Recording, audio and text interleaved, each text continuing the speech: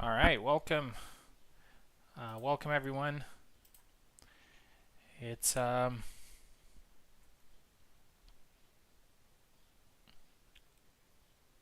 it's Friday, and as you know, on Fridays we have competitions going on, and today is actually special because it's the end of the season, the last event of season 6, which means that this is a good opportunity for everyone involved to earn some points, ranging from participation points, entertainment points, weapon points, ranking points, and obviously getting a shiny new role on the server because after this particular tournament we are going to um, assign the new roles based on the rankings, and we do have a couple of players who are expecting to get a shiny new role, and we're going to talk about that in a second because there's also an interesting fact about it, which I'm about to share with you guys. So as I said, today is the last tournament of season 6, and I'm actually quite happy because we have a good turnout. We have 11 people competing, which is a great number in my opinion, and this will give us the opportunity to see a lot of fights, a lot of players, a lot of different strategies, and what makes this different, and it's quite interesting that it makes it different, is that for the past weeks we've been experimenting with multiple tournaments in one event, with a different number of flags and different formats. Last time we had the Olympics. Now we're back to the basics. So we're back to a classic Friday night events experience, which is a double elimination tournament with the best of two first to 14 format, with lower bracket, best of one, and so on. A quick reminder of how the best of two first to 14 system works, because it's a custom system designed by me for my events. It can be confusing at times, but here's how it works. So basically, players play two matches consisting of 7 flags, 2 sets. If one player wins both, then that player will move on to the next round. But if the wins are split, so one player takes the first set and the other player takes the second set, we're going into a tiebreak. But we're not going into a full set.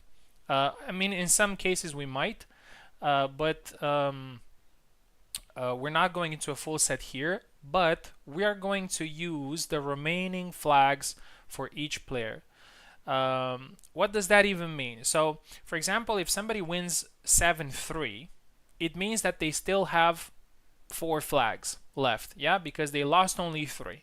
If somebody wins 7-5, it means that they have 2 flags left, right, because they lost 5 of them. So when we go to the third round, to the tiebreak, one player will have 4 flags and the other player will have 2 flags. So it's a little bit of an asymmetric tiebreak, which means that each flag that you play is important. So getting an advantage in the first 2 sets could prove to be decisive in the tiebreak. But I've seen and lived many situations where the difference in the tiebreak was overturned. You don't have to worry too much about this. I will always, whenever there's a tiebreak going on, I will announce you in the chat. I will say, okay, you have this number of flags, and your opponent has this number of flag. You should ban shields. Yeah, well, who knows? Maybe in the future. Yeah. So now we have a couple of new players joining today, new and old players. So we got the British Turk, and I'm happy because I've heard some good things about him. I've also seen a couple of fights on USFC, so it's a new addition to our server. I'm very happy to see how he's going to perform. We got Carlos coming back after a long time, Ezekiel coming back after a long time. Two veterans of this server now back on track. We also have Plebeian, who hasn't competed here in some time, and he said that he wants to test out his a new Father's era. So I'm excited to see what he brings to the table. And some other regulars like Eve, Subu, Oak, Jihadi, and Piper. And now the interesting thing that I wanted to tell you, since oh, that's my British Turk. Okay, since the rankings were formed on this server and we had our first tournament, Carlos had the Hetman position. Hetman means you're in the top 3 of rankings. And although some people started doing a lot better and grabbing points, they couldn't take the role of Carlos. So it always something happened, and Carlos still managed to keep his role. Now that role is threatened by Subu because Subu is now on 3rd place. So if Carlos gets a top 3 spot today and Subu does not, that would very likely keep Carlos again on the Hetman position, which would be crazy because he hasn't been playing for a long time. But that would be a pretty funny thing if it happened. Of course, I don't wish for anybody to not perform well, of course. But yeah, I find this statistic really interesting. Right. So let's let's do the shuffle, and after that we're good to go. So yeah, let's shuffle it 3 times. 1, 2, and I'm pretty sure we're gonna have some bangers in the first round. 3. Here we go.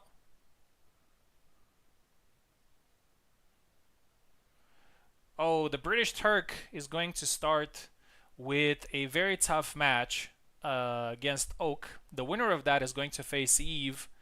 Subu and Jihadi are going to face each other in round 2, and then the winner of that. So that's a very tough side of the bracket. Well, the second side of the bracket is also pretty tough, but that first one looks like like hell. Then we got Plebeian versus Carlos, and I would really like to see this fight. I think it's going to be interesting. Winner's going to face Piper. Then there's me versus Ezekiel, and Ezekiel hasn't competed on the server for some time, but Ezekiel and I have had the most finals here on the server, so this is already a final in the first round, and the winner of that is going to face Pico. So without further ado, let's dive into it, and we're going to have our first fight, which is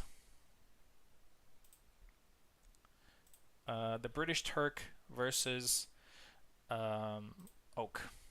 One small change, and I'm pretty sure some of you will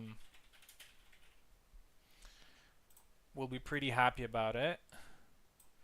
I wanted to go back to the old map that we used on this server, which is School, because I've also changed back to my old monitor. But I've run some performance tests, and it seems that actually the Void map performs a lot better now. So we're gonna keep that one. Good. So British Turk versus Oak. Let's get Subu in here as well. He's going to help us with the commentary. Probably Eve is going to help us later on as well if he wants to. Need a parsec link. Yeah, no worries. We'll send it right away. Hello. Hello, welcome. How are you? Doing great. Had a relaxing morning so far, so I'm excited to get into this. Yeah, it looks really nice. We have 11 people. We have some new players, some veteran players, so it's always interesting to see the clash of generations. And we're gonna have one right now between the British Turk and I assume the British Turk is from the UK. Yes. So he should have a good connection in theory.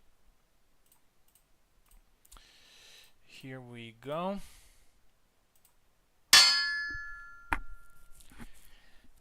Yeah, so 2 sets of 7 flags. You have to win both. If you don't, you have to win the tiebreak, which might or might not be in your favor. 7 flags, okay.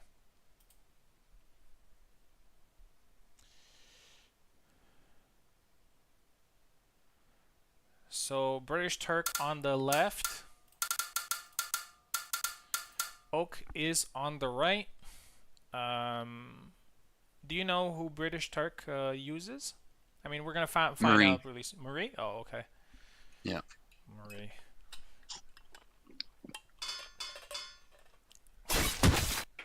Yeah, Oak knows. So this will be a little bit interesting, actually. Yeah, Oak knows exactly how to play against Marie, but I would say Marie probably. I mean, Laszlo's probably one of the characters that she could do a little bit better against compared to Hmm. some other characters that she faces. Like Barabash, for example, is an absolute nightmare. Yeah. That's good movement from Oak. Imagine managing to escape that leg cut. Parries the thrust as well.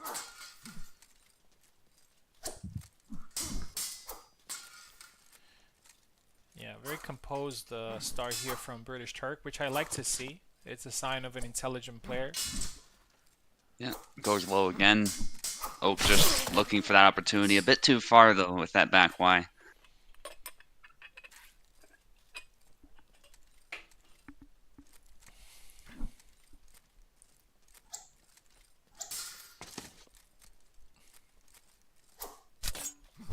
There's the leg cut.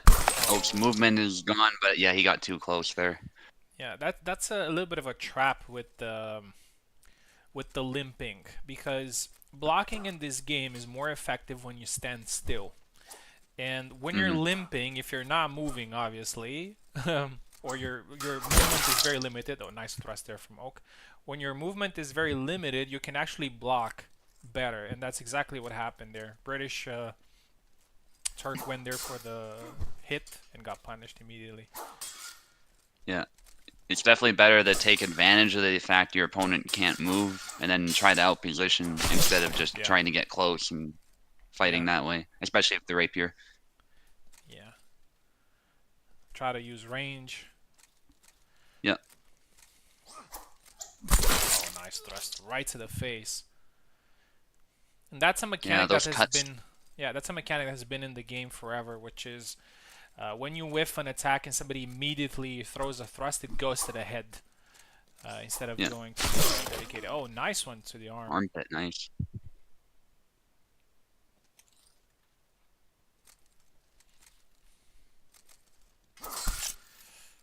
Thrust attempt. I think actually Turk landed a hit. Not a very good one, unfortunately, for him.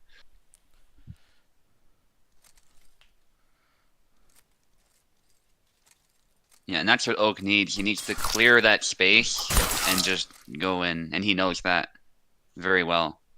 Yeah, he's got a slight advantage now, 2 flags. Yeah. Unless Turk changes something, I think Oak is really going to take control here because now Oak sort of figured out his tactics, what he's trying to do, and he's going to let experience take control now. So Turk needs to switch something up. Nice. Otherwise, he might well lose pretty quickly here. And this is where the system that we're using, which is the first to 14, comes into place, right? Because Oak has an advantage of, oh, now he won the fight 7-4, but he had an advantage 6-3, and instead of just giving up and moving on to the next one, British still took the time to focus on one more flag, which could prove quite useful here. Hmm. 7-4 is a little bit better than 7-3.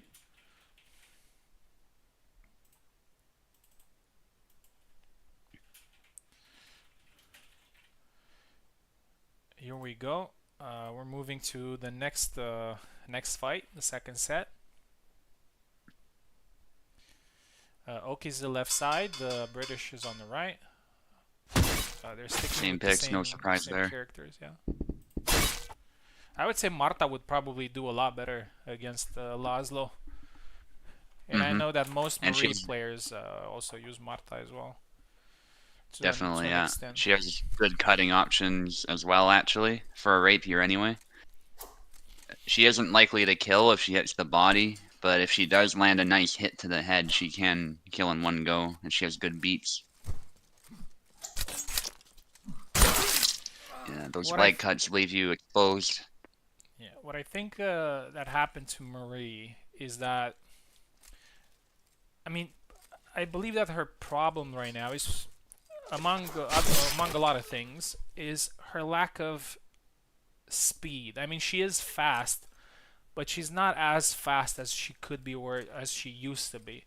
And I remember we Hmm. had those exploits in the survival thing, and since then, Kubold made some changes to her, and that affected her competitively. Hmm. And she's less accurate, I think, too, which coupled with less speed is not good. Yeah, that was a cut to the head there. The animation didn't fully play there.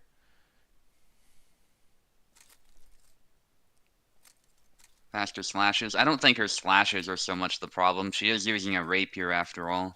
I think it's her point work needs to be better, like Marta's. Yeah, that's probably something that could help. Oh, nice one to the arm there. Perfectly timed. Yeah, Laszlo's thrusts are actually a lot faster than um, than Marie's. Yeah, maybe a bit more high committal, but once you land, so it doesn't matter as much. When she parries, her point disappears. Yeah, she needs ways to disengage and bring the point online. Marta has a bit of that, and I think that's a big part of why she can punish people who try blade beating her. So Marie needs some kind of tool like that.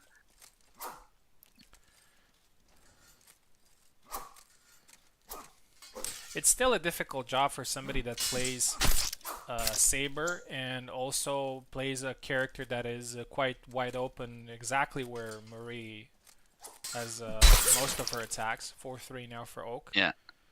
So it's As still for not an someone easy LG, not an easy yeah. task here to win the fight. If someone LG, you can't thrust them. Nice. It's actually not true. If you position yourself right, you can still get a thrust through, especially if you're close. We actually saw that a few times.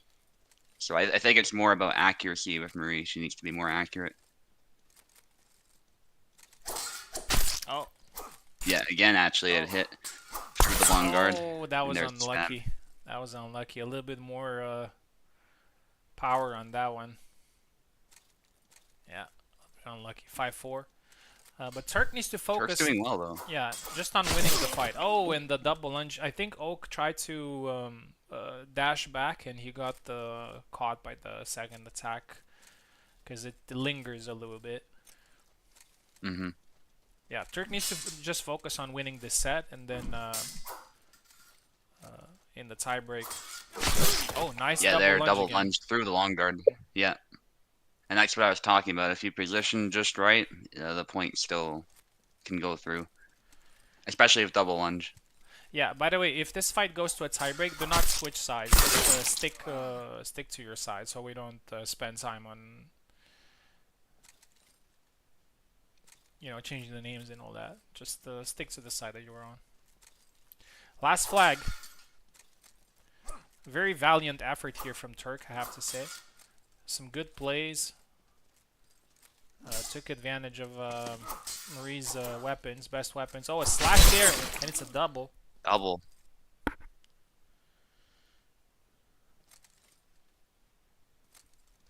A lot of people cheering Turk on. He is the underdog, so that makes sense. Oh, and Oh, and he he wins the actually wins set. this round.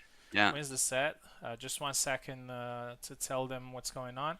So Oak has 3 flags left versus British Turk 1. So what we're gonna do is we're just going to select again the. No, no, no! Don't swap sides. He's not listening.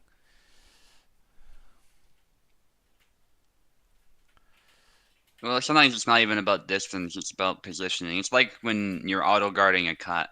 If you're sidestepped or there's some, like the blade just has a better position, it can get through too.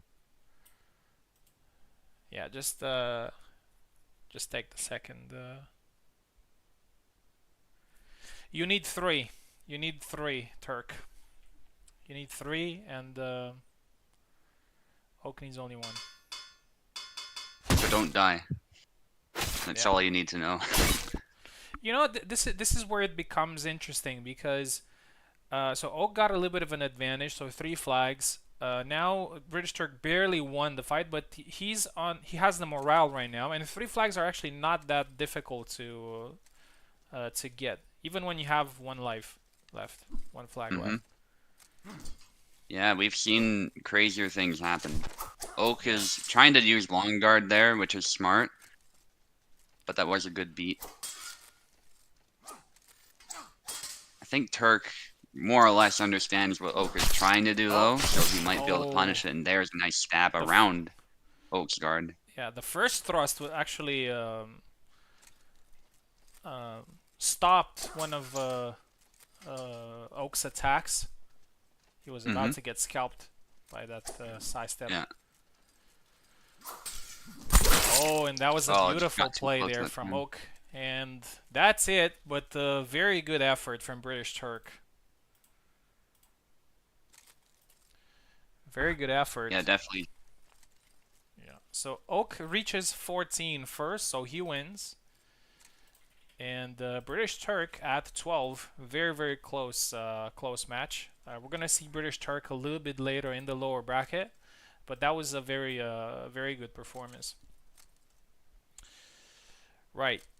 Um, and next we're going to have Plebeian versus Carlos.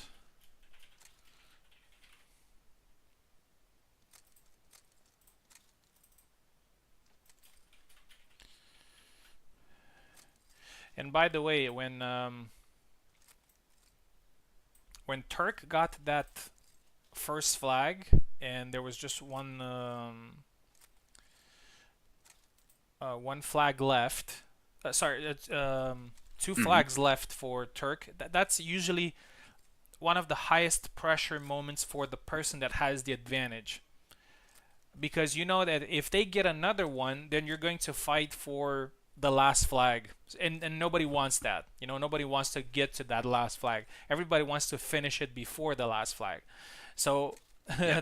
that particular flag carries some psychological weight. Um, Yeah, no question. just give me 1 second.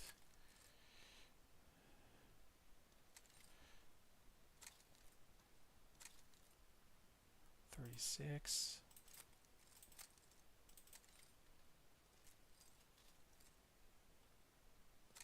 Yeah. Yeah, it definitely was close. Turk. You should be very happy with that performance, especially using the character that I think everyone thinks is the worst right now. Against someone like Oak, especially, that's a really commendable performance. Yeah. Plebeian versus Carlos now, and Plebeian has been practicing with Zera. He said it himself that he has developed a competitive Zera, and now this is the time to see what he has been planning. And he has quite a strong opponent in front of him. Carlos is never an easy fight. Okay, here we go.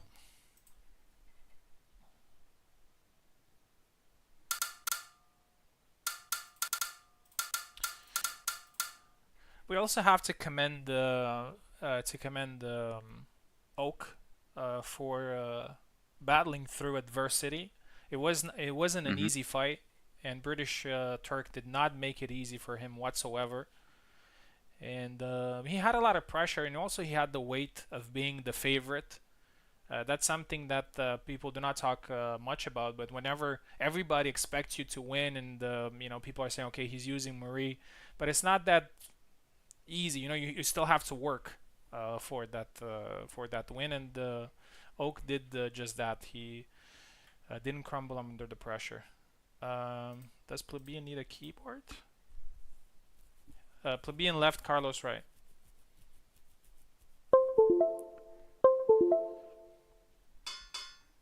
Yeah, Father Zera,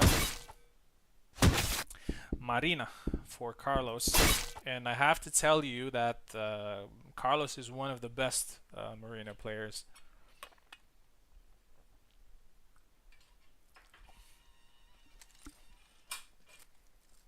Here we go. A few cuts there from Plebeian. I think that's how he. I remember he said something about trying to work out the delay. That's why he's throwing a couple of cuts. Oh, that was a beautiful thrust to the chest, perfectly placed. Does he main Marina? I mean, sort of. He had a period of time when he was playing exclusively Marina. Oh, and that's a beautiful cut. Yeah, traditionally a calc. Main and every now and then using rapiers. Beautiful side step. Another one.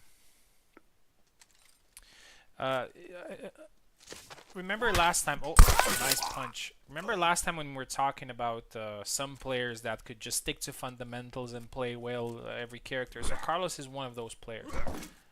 He usually sticks for fundamentals, and that's exactly what he's doing here. And he's his start has been great so far. 4 flags in a row, and he's very aggressive too. Yeah, Plebeian needs to find some better angles. That you don't see Carlos doing very often. He's usually more of a patient, calculated player. I mean, the characters that he was playing kind of demanded that, like Cockstein and so on. But Marina is by default more aggressive. Oh, that was a beautiful side step.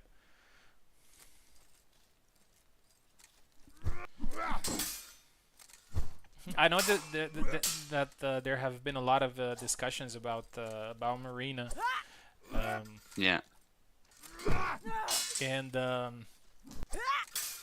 know that one of the arguments was that not too many people play her, and yeah, now we see somebody that can play Marina very competently. That the things that she can do. 6-1. Plebeian needs to try to get a couple of flags here. Oh, that was a nice thrust to the face. Yeah. Yeah, honestly, the shield it's tough, but it's not OP. Some talk about that in the chat there. I mean, it's totally I wouldn't fair. say she's OP, but I would say she is stronger than people give her credit. Oh, Plebeian is tired there. And a dash. 7-2. Very dominant start here from Carlos. Plebeian needs to win the second set.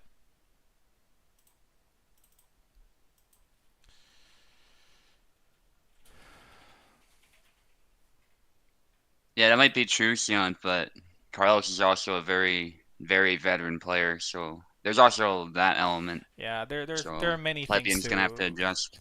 There are many things to take into consideration, but it is true. Swap size, please.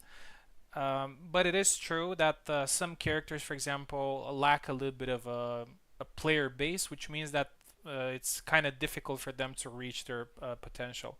I would still say, for example, a character like Jacek is still very strong if somebody would put the work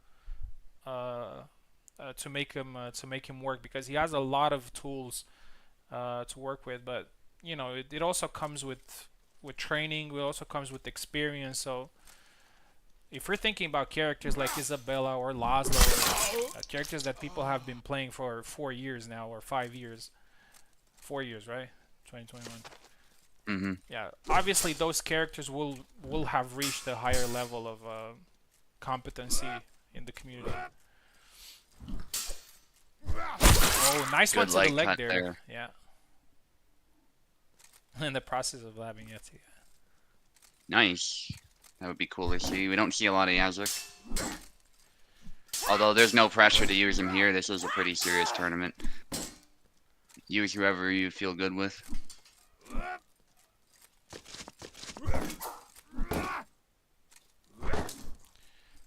Plebeian is very patient here, and I think he's doing the right thing. Oh, that hit straight into the shield, but Carlos does not punish it, and that's a good punish there from Plebeian. Perfectly timed. 2-1. Yeah, at the end of the day, Plebeian's primary advantage is that he's got a much bigger sword, so he just needs to find those moments to make good use of that. Oh, nice kick to the head after. Nice. Yeah, that's totally fair. If Yazut's, I think, a little bit tough to use if you're not confident with him. Yeah. He does have some advantages like guard and speed, but I think he lacks in certain other areas. Yeah, and he's not very user-friendly, to be honest. That's why a lot of people have criticized making him the first character in the story. Oh, again for the leg. Because a lot of people said that he's not easy to play and he's not, you know, noob-friendly. Mm-hmm. Plebeian with a very solid defensive gameplay, but now Carlos takes the initiative. 4-2. If you specialize with Yazuk, he has potential. Yeah, I've seen some people do well with him. You gotta be good, though. You can't just rely on his guard and hope that'll save you. You know, even a difference of 5 flags that we've seen in the first fight, first set. Mm-hmm. If you're patient enough, oh, that was a nice cut. If you're patient enough, you can recover. Sorry, you can recover that difference. Like you can recover a couple of flags in the second set, and then completely recover it in the tiebreak. What's most important is just to try to win, and Plebeian is doing exactly that here. 5-3.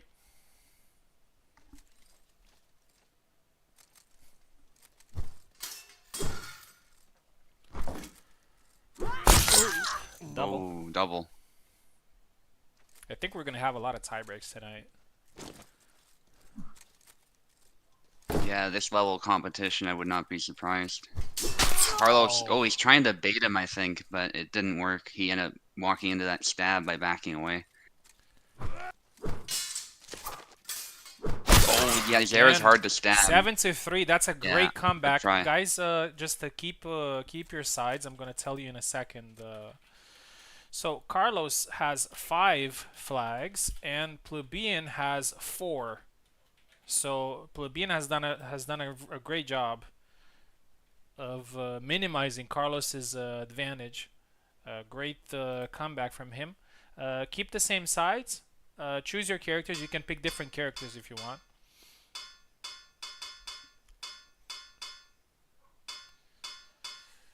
Carlos is going with same picks, it looks like. And oh no, he goes going Connor with, this time. Connor, and I think this might be the first time he's playing him, or it's definitely the first time he's playing him in a competition.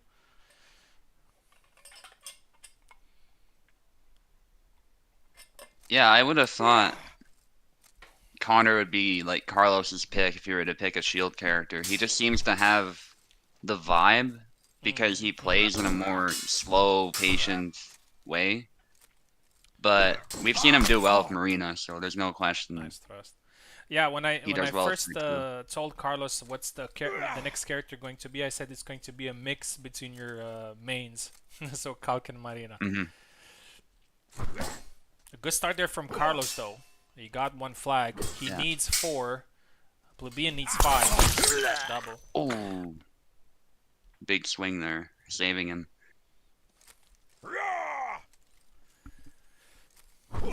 Yeah, he got a point with the London, which actually works pretty well against Zera, despite his reputation for being a little bit tough to stab just because that blade is in front. Oh, but there's a stab of his own. Yeah, Speaking of that... Oh, go ahead, sorry. Sorry. Alright, so Plebeian, speaking of that though, Plebeian's actually been landing these stabs against the shields as well. And I think people think shields are really effective against stabs, but all the same, he's finding the perfect angles himself. So that's really impressive. He needs 5. He needs 5. He's got 1, needs 4. Carlos needs 2 more. Kick. Oh, Oh, but he recovers. man, that dash is goated from Carlos. Pico is using it a lot, even against pushes. It's very hard to punish him with the second intention attack. Mm-hmm. I was about to say that I'm actually very happy that the meme with the London Shank has literally given the name to that Mm-hmm. move. Yeah, now we Oh, just call it the London. I love it. the London, yeah. Great one to the leg, and I'll throw it. Carlos needs 1 more. It's also a chest opening that a lot of people don't like because it's boring. Oh, nice cut. Oh, hand comes Nice off. cut. Successful character switch. Successful character switch for Carlos here. Brought him the win. Congratulations. 14 flags. And the plebeian has how many? 7 with 2, 9, and with 1, 10. Great comeback in the second set, though. I needed a character without pants in order to win, Carlos says.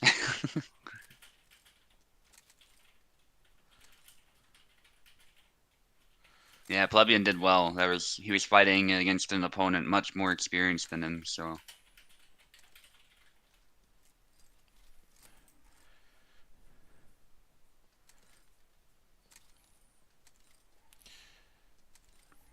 One second.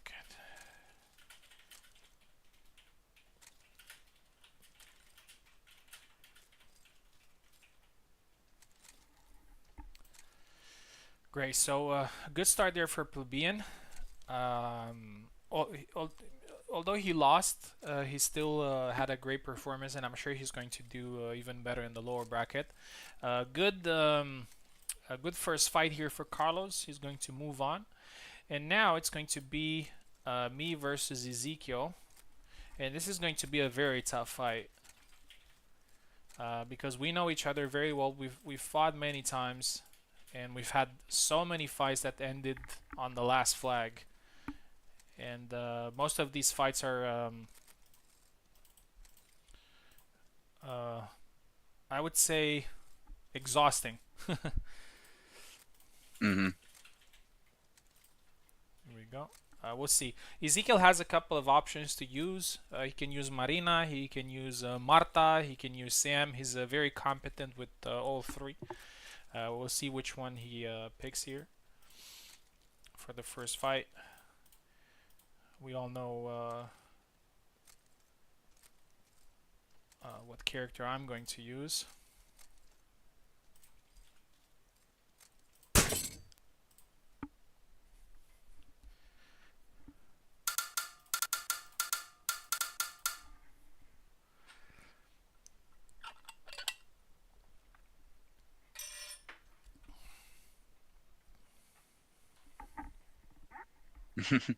Yeah, don't worry, Turk. A lot of people tend to root against Venator, and that's become kind of a meme at this point, Yeah, so he I'm holds used to no it. ill will I'm used to it.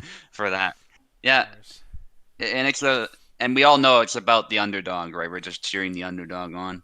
But I'm hoping for a good fight, regardless of who wins. Marta is a really cool pick from Ezekiel, and I'd love to see Marta go far, because I think she is a very competitive character right now. Good follow-up there from Venator. That follow-up can be sketchy, but I think that was the time to do it. Yeah, it kind of works best against Rape. Oh, nice. Ooh. Yeah, those Because of stabs the to the blade face. beat. Yeah, yeah, exactly. And at the end of the day, your goal is to close in, and it helps you do that sometimes. So, oh, double actually saved it there. That initial thrust was pretty close too.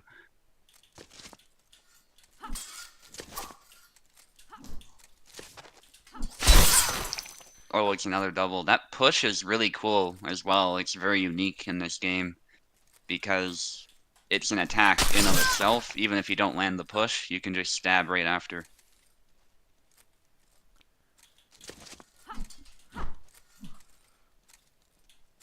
Some cuts there from Ezekiel. Obviously looking for a blade beat or to catch Venator closing in. Stab attempt cancels it though, which was smart going into the Y cut, but it doesn't quite pay off. I think that's like 9 times out of 10 what you want to do with Isabella. Maybe this matchup's an exception. There's the back Y. Ezekiel making really good use of his range. And it's easy to say Venator should close in faster, but that comes with risks against Marta. That back Y is always on standby if Ezekiel feels he's in a lot of danger, like we just saw there. Although it did get beat, that was really cool. A really cool snap cut there by Venator. But that is precisely why Venator is, and again there, just those stabs can stop Isabella right in her tracks. And they're very accurate.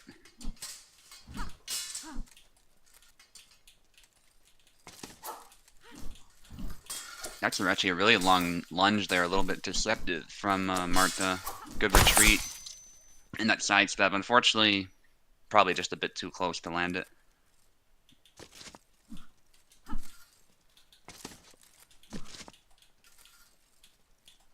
I won't claim to be a Marta expert, although I have played her successfully before. But from what I'm seeing from Ezekiel, he definitely knows all the main moves. And he's playing her in a more conventional way and finding success, so that's always... Whoa, okay. Arm cannon time there. The hand came off, but the tip touched Venator, so it still counted.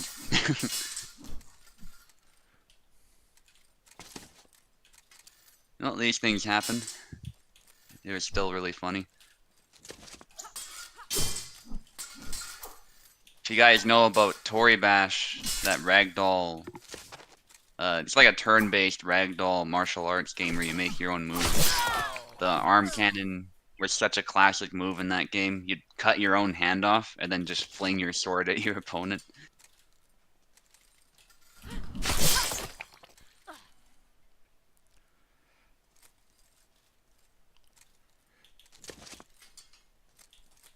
Okay, Ezekiel with an amazing performance, I have to say. And there's the back Y immediately punishing that follow-up. Ooh, Venator takes one. Used to be a black belt in Tori. Yeah, I was second Dan when I stopped playing. And then now I kind of play just here and there. Nice. GG. Not very much. Nice. Ezekiel takes it. Yeah, as I said, this matchup, especially against Ezekiel, is very difficult. He knows how to control the range really well. We'll see what happens in the second set.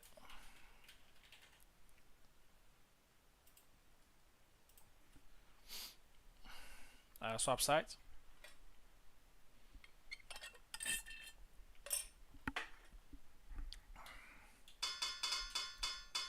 Same picks, I suspect. Yeah, Marta went super well for Ezekiel there, so...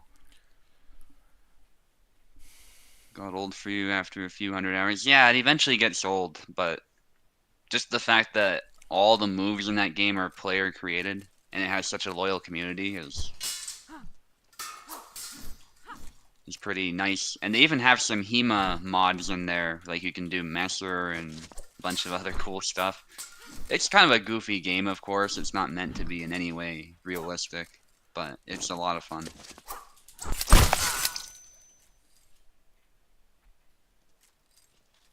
But a lot of the moves, like, they're vaguely inspired, at least, by, you know, things like Taekwondo, Judo, Aikido, you name it. It's in the game somewhere. Just with goofy ragdoll physics. Nice stab from Venator. Let's focus on the fight. I don't think we have a lot of Tori Bash players here anyway. Venator of 2 flags.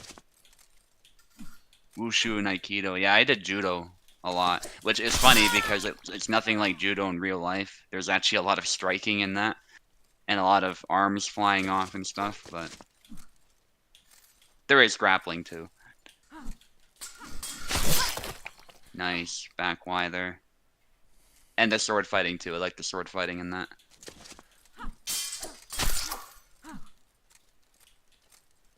A lot of people again cheering on Ezekiel, and unsurprisingly Turk is because he's a rapierist. And Venator is the favorite, so to speak. Although, that being said, it's worth keeping in mind Ezekiel is very high in the rankings, and he definitely deserves to be there, so if anyone can take Venator down, Ezekiel is probably one of the top candidates.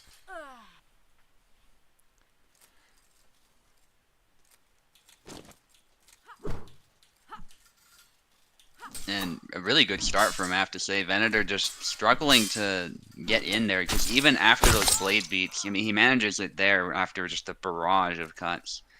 But, like I was saying, Marta has this ability to recover from those blade beats, even if you think her blade is completely off the center line.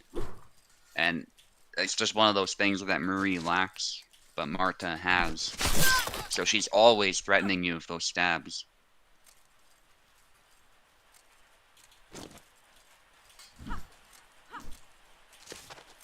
There's a good high guard there from Venator, but he gets punished instantly by that dash.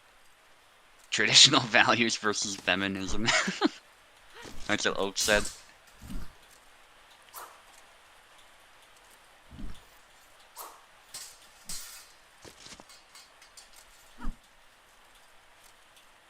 Judging by their clothing, yeah, I was gonna say they're both kind of on the feminism side, but judging by clothes, absolutely very different.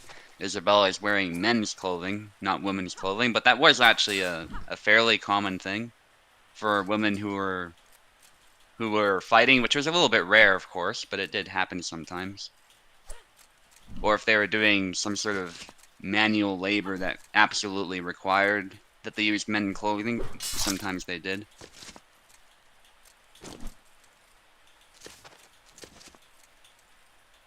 That would be rather below Marta's station, of course, but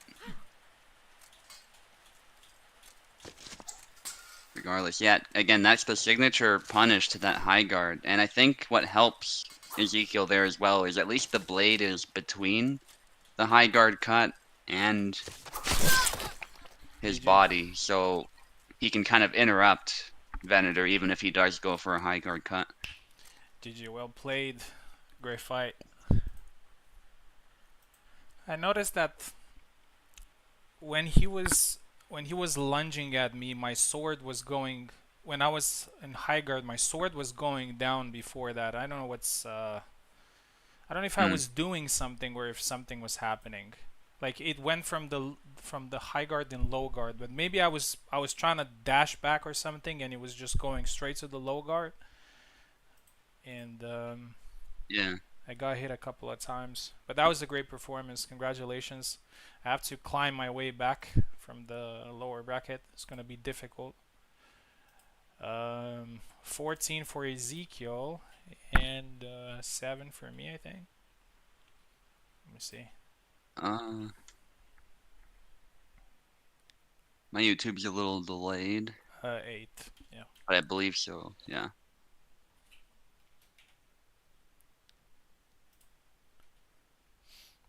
All right. Power of rapiers. Yeah, Marta is dangerous. I'll keep Oh, saying that because. so I'm actually gonna fight the loser between Eve and Oak. Great.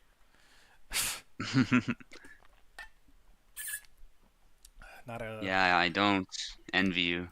Yeah. It was bound to be a strong tournament. So, speaking of Eve and Oak, we're about to see them. Actually, no. You are fighting now against Jihadi. Right, yeah. Yeah, they'll be fighting after this, I think.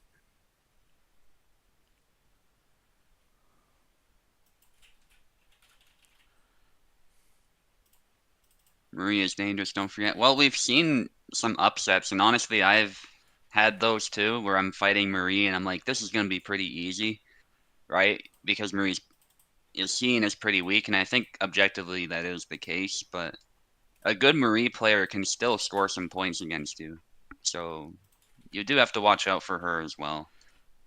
It's not like she's not capable of killing you, it's just that the effort that she requires to do so compared to other characters is pretty high.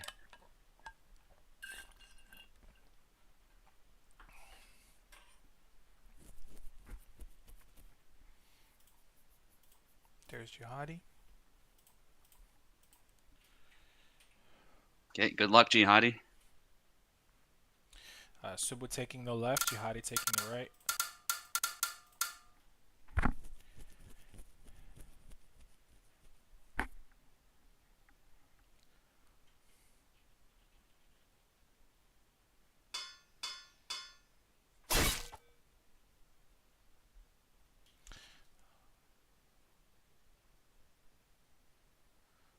Does Jihadi need keyboard? Thought he selected. Maybe he's having a problem. Or not selected, but connected. I don't think he's in. Yeah.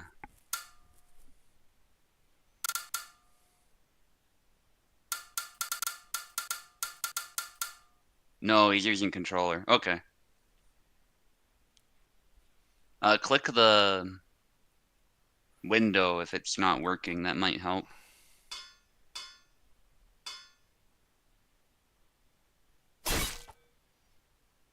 Oh, we're doing a Barabash mirror? Is that, do I have that right? No, I think he. Misclick. Yeah, I think he's misclicking. That doesn't look deliberate to me. It's very, inputs are weird, he says.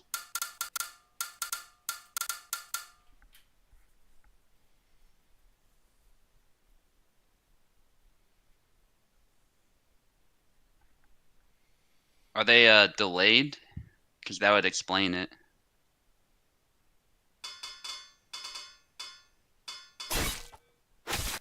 Alright, he's able to select. Good. Alright, good luck, Jihadi. Let us know if those issues persist.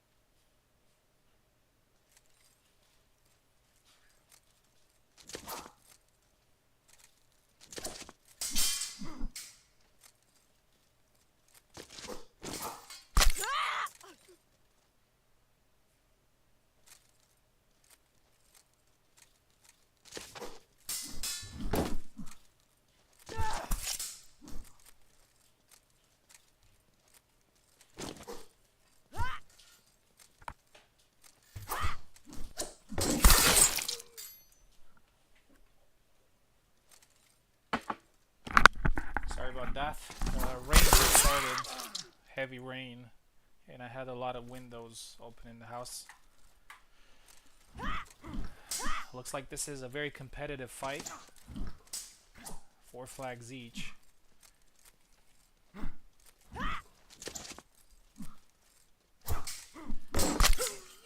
Caught him there.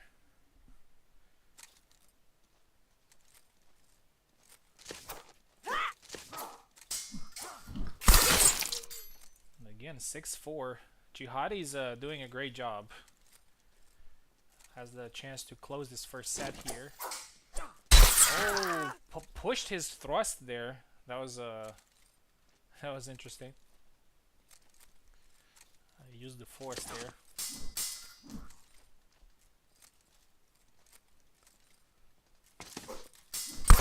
Oh, and a nice cut to the head.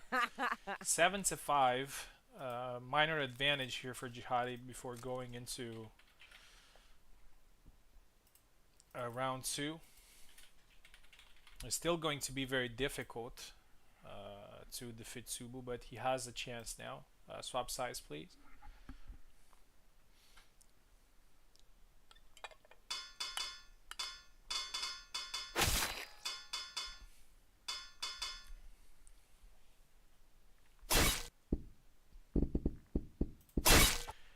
Subu switches back to Alexander.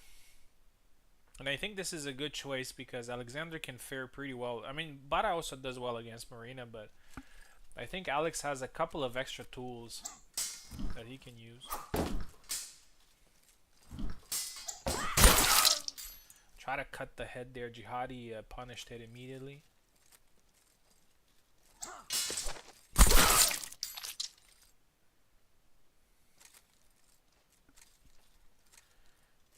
Two zero. Nice push there from Subu.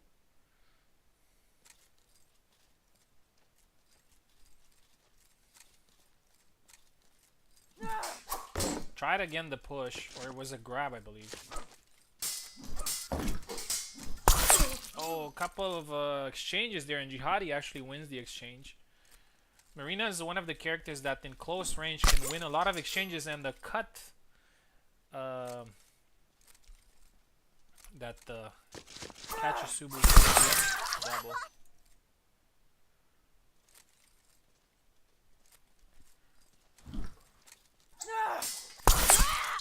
Nice. A good cut. 4-2.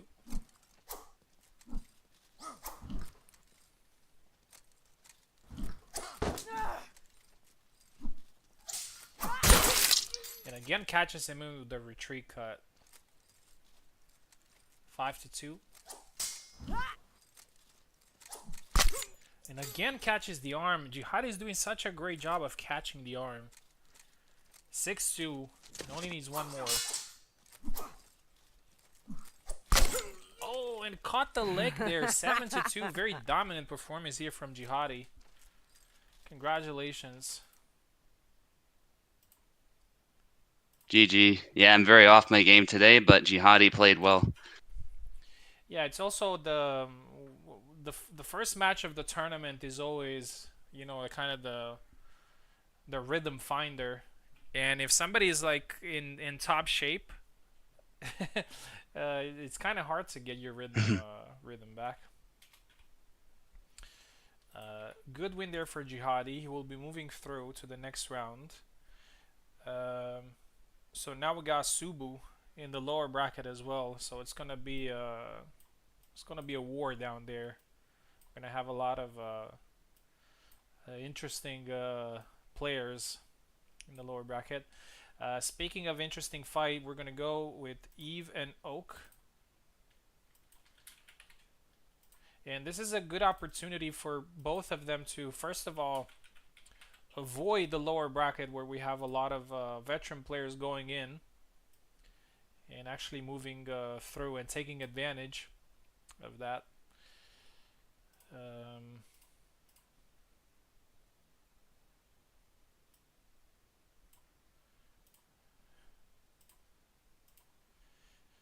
So here's Oak. Let's send the link to Eve as well. I'm pretty sure this is going to be a very disputed fight as well.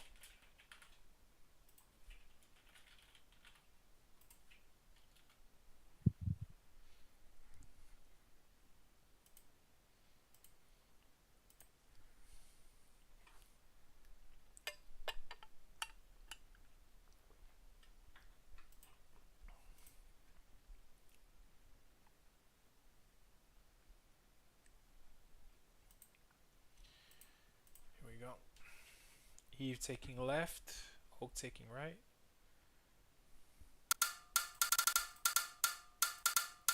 Oh.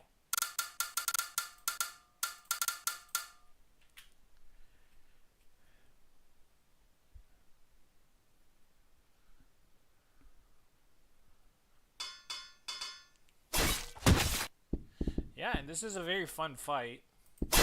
Getty versus Laszlo is always fun. Mm-hmm.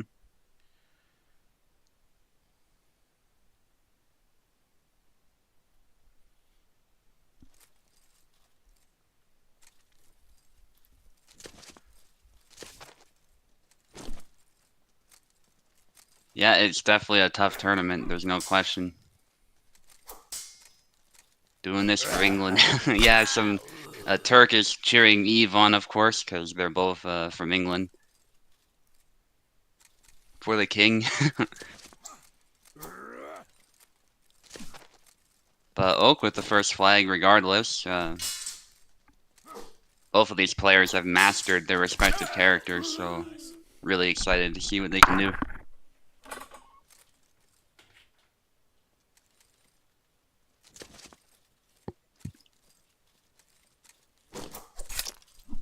Nice sidestep there, evading the thrust and landing a hit on Eve. Eve is tired. Oak just immediately executes him there.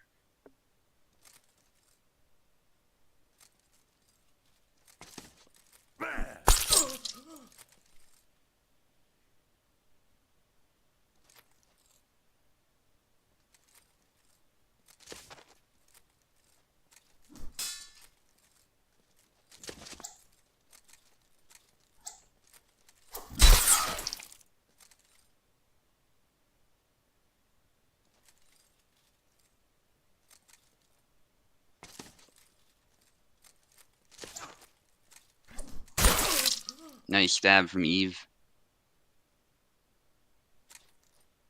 Well, you know, you're probably not actually wrong, Turk, because if it's your first match, you definitely do have to... There is that warm-up phase, I find.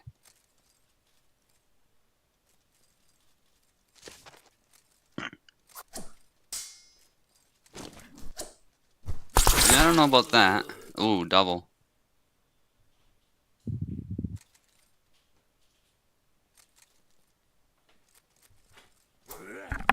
Yeah, exactly. Yeah, I didn't see a leg void either. Good stab to the head.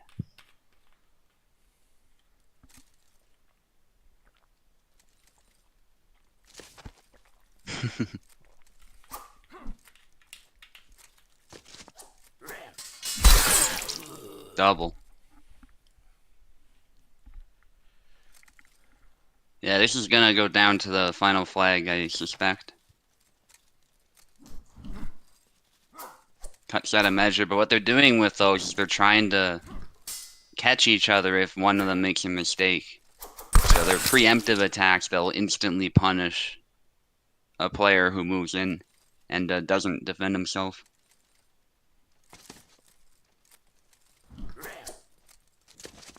Nice back Y into lunge by Oak.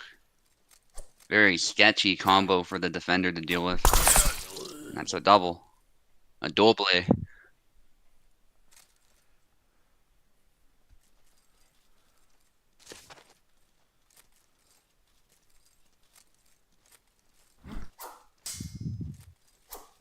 There's Oak's signature combo there. Nice from Eve. Eve is taking control.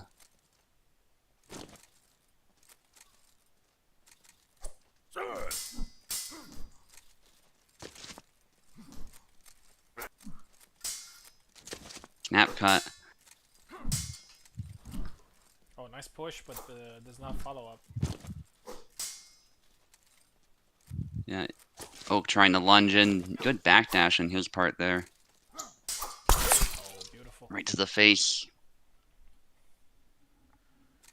Heath has taken control of the past minute. He seems very focused. Oh, Oh, nice there it is. thrust. 7-3. That's a very solid win here for Eve. I'm pretty sure he's happy with the score. He probably expected it to be a lot closer.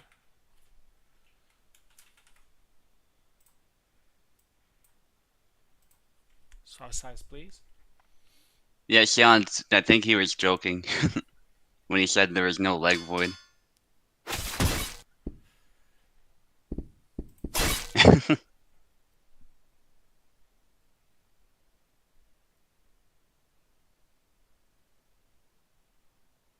I guess that combined with my monotone confirmation was very convincing.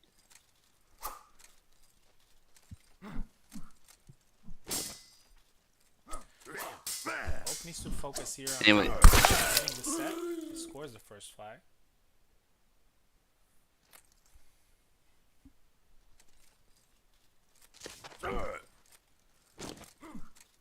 that's photoshopped.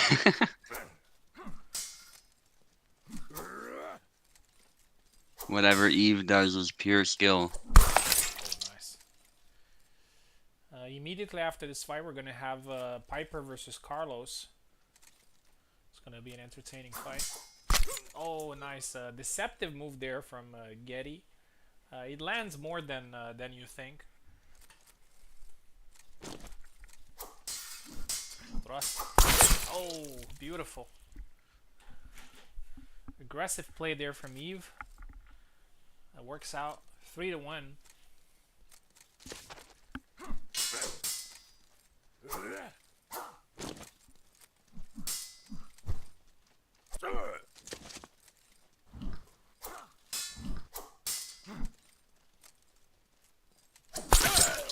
Nice. That was the snap cut. Mm-hmm. 3-2. Eve has the advantage here, but he still needs to get the job done, which is to win the set as well.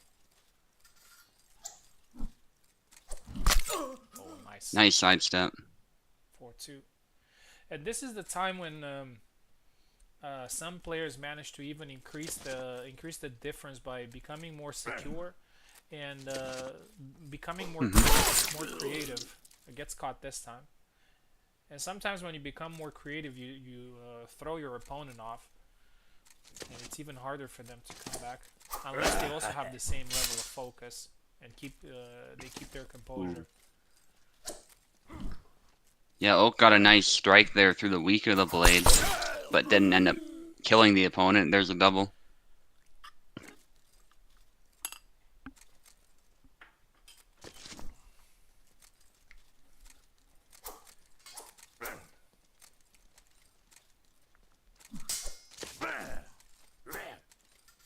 Stab attempt, good lunge. Oh, nice snap cut. Out of nowhere. That's what Oak does, he mixes it up, and he's very precise with those mix-ups. But Eve, speaking of mix-ups, has also been doing a really good job with that. Oh, it's almost like he nailed the hand into his body with the edge. Oak takes the lead here, and this is an important moment. He was down 4-2 in this set, and now he's 5-4.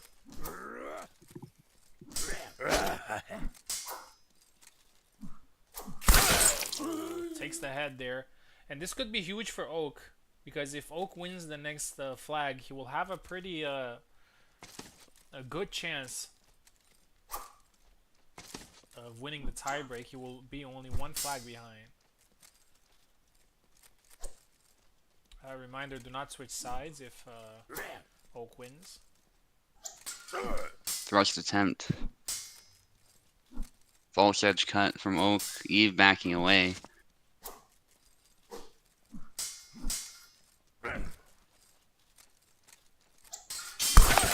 Oh, Oh, missed the arm. nice snap cut. Yeah, from Yeah, that was 4-2, amazing timing. from 4-2 into 7-4. That's a great comeback there. So Oak has 3 flags, and Eve has 4. So it's going to be very close. Yeah, they're sticking with the same characters. Slight advantage here for Eve, but you know, 3 versus 4 can go either way.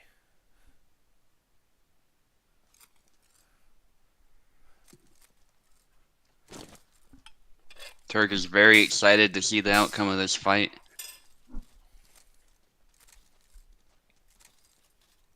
Ooh, they move into distance but don't attack right away. There's tension there, but Eve eventually using that to get a push in. Nice push. Yeah, it was perfect timing as Oak was trying to back off. That's a good time to land a push if you're close enough. Double. Doble.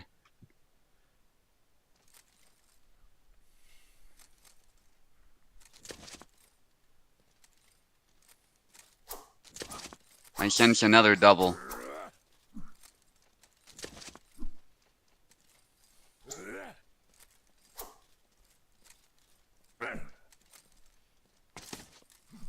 Just so much tension between these two. A lot of footsies. It's the name of the game here. They both have really good footwork, just in different ways. Laszlo more linear with his footwork. Gideon with his passing footwork, but still moves pretty quick. Nice Oh, the push. push again. Kind of walk towards him. Eve needs only 1 more to win this. Oak still needs 4. Yeah. Yeah, I foresaw a double, but it turns out it was not to be. That's Eve it. just, wow, so clean. That's it. Eve wins, which proved to be a very tough fight. 14 to 11. No, 14 to 10. Yeah. So Oak will move into the lower bracket.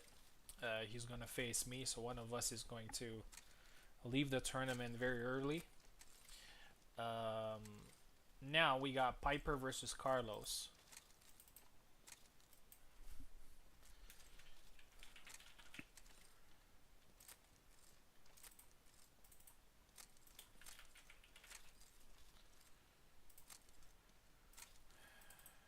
Let's see.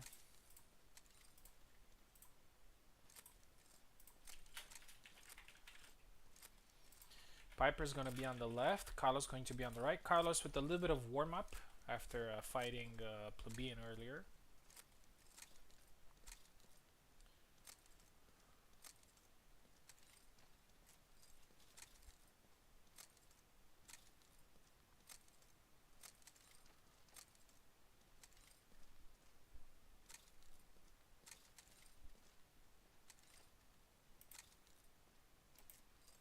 Carlos is ready.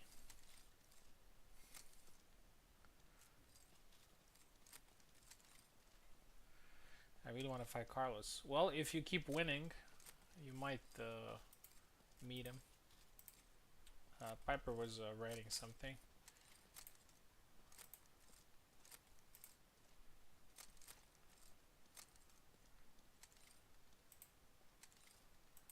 This tournament has been going really fast. We're an hour in and we got a couple of fights done.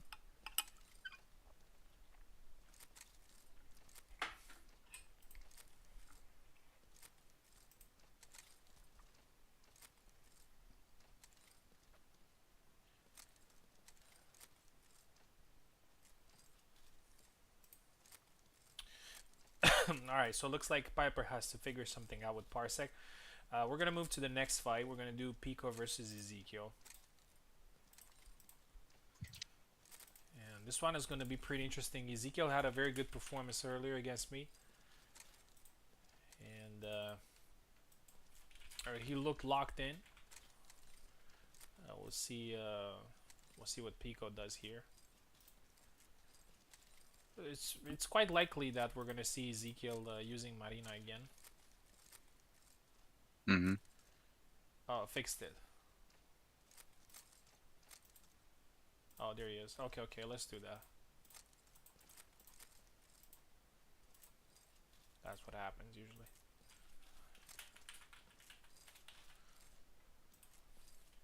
Yeah, Carlos rejoined.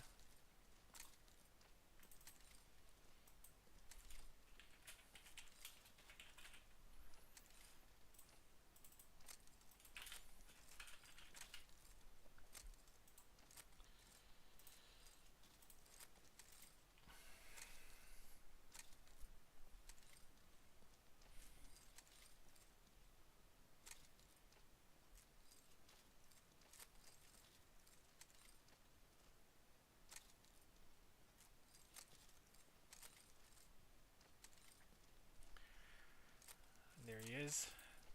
I'm very curious to see who Carlos is going to pick. He went Marina and then Connor, so it looks like he's going for the shield. He had a very good tiebreak with Connor there, and the switch up actually made the difference. Piper taking left, Carlos taking right. Mm-hmm. So who knows? We might see him again, at least in one of the sets.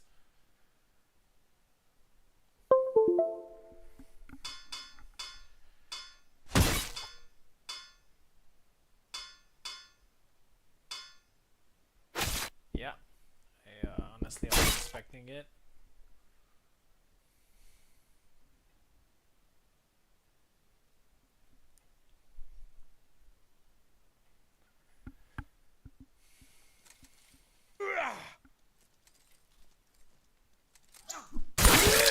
Oh, nice. Under the shield, hitting the sword hand. Piper's gonna bring the heat. Snap cut though from Carlos. Yeah, Carlos knows what he's trying to do now. So he's gonna play clean. Just like that. Stab to the body. Yeah. Well, actually, I think that's a different stab, but it's aimed at the same area. The London, I think, is a little tighter.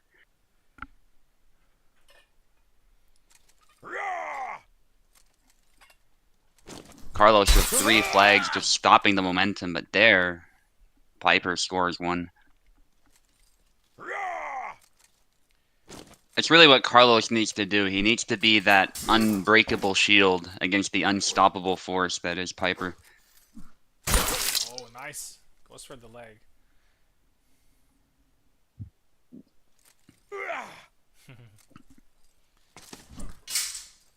Good blade. Oh, he doesn't capitalize, though. He probably didn't expect it. Upcut there from Carlos. Push! And then a strike to the head. The shanking motion of the arm. Yeah, his was more of a lunge, but it's a very similar move that has more range. Oh, but Piper somehow got a hit out of that. I'm not sure how. It wasn't a very good hit, to be fair. Oh, and again. Yeah, Carlos looks good tonight. Dashing in. There's a double. Carlos is on fire, yep, for sure. Going low. Piper leg voids it. Good upcut.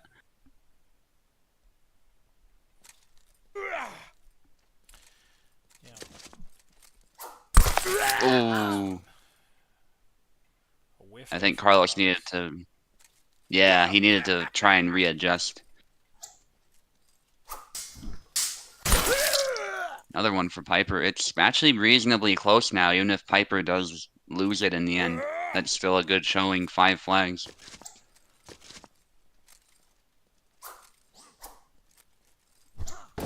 Just has to make sure he wins the next one if he does lose. But even better if you make the comeback.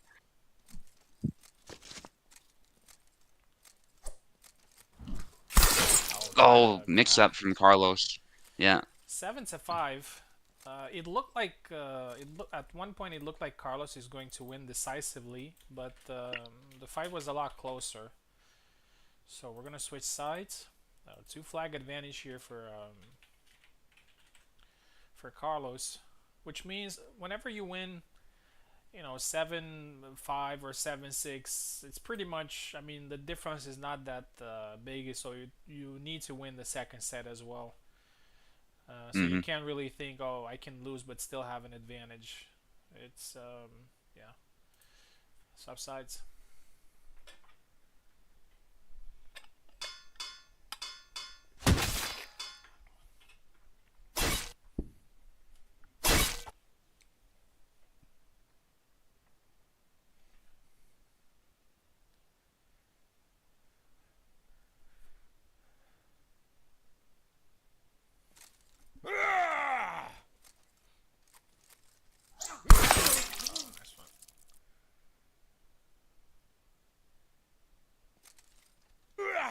Carlos with that first flag.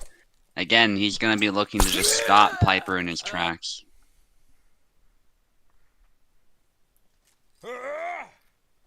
That's what Connor does best against Saber characters. You want to close him down.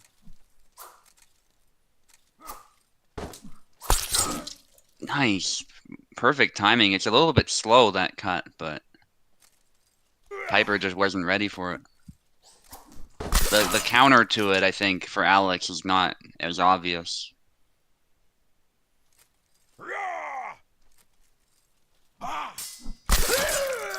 Ooh.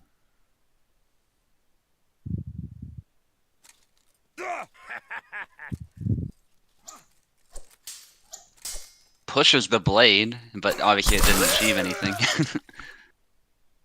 That is risky, Piper.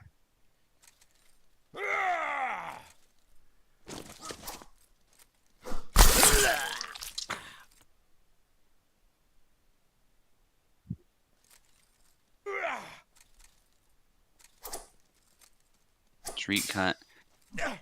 Going for the sidestep, but gets disemboweled. That's a nice move.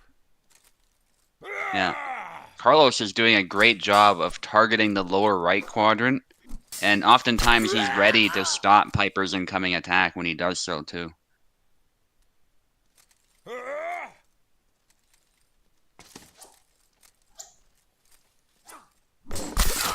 Oh, it didn't work. Piper loves that move, but it's very telegraphed. It can work, but I don't know if that's the move here unless you manage to beat the blade. Push, but gets cut across the body. And there, nice leg cut. Good recovery from Piper. He's got to lock in here or he's lost it. Goes low. Push. Nice recovery. Upcut. Yeah, the upcut was nasty before. I don't blame Piper for trying it again. Nice push into combination. 6-5, and now it's getting interesting. Push. Push. Oh. Push again, and he gets it. He was ready. He was ready this time. With that horizontal cut, he knows Alex's moveset very well. Very important flag here. Push again. Oh. And then got him. Carlos was a little bit more focused this time, and he won two very close matches. Piper got 11, 11 flags, so 7-5 and 7-6. But Piper will be fighting in the lower bracket. Carlos moves on to round 3.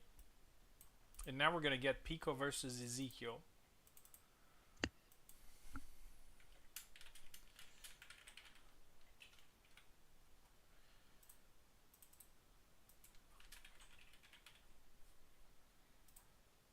Pico's been waiting for some time. I'm really sorry. That's the way it is sometimes in double elimination.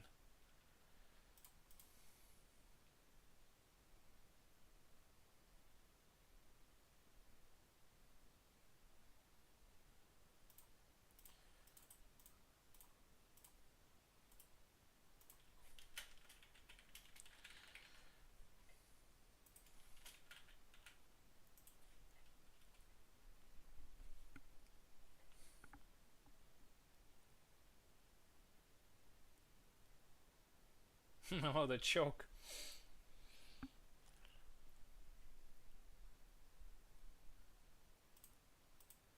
Yeah, choking is a real thing.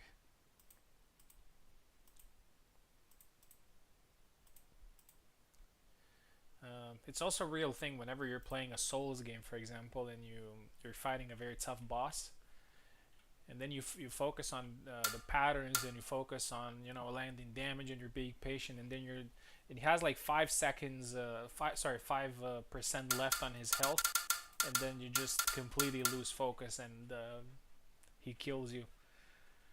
This happened, and actually some bosses have that. Some Souls bosses have this sort of hyper aggression or some very strong moves that they throw right when they're about to die. We gotta be careful. Right, so we get Connor again from Pico, and Ezekiel going Marta. It's quite surprising to see that Ezekiel. I would say that he was playing Marta every now and then, but he wasn't really using her that much compared to Marina or Sam, who were his dominant characters. And all of a sudden, he has started playing Marta a lot more than the others and doing even better. Try to grab. Oh, nice. Punished. What got you there? Yeah.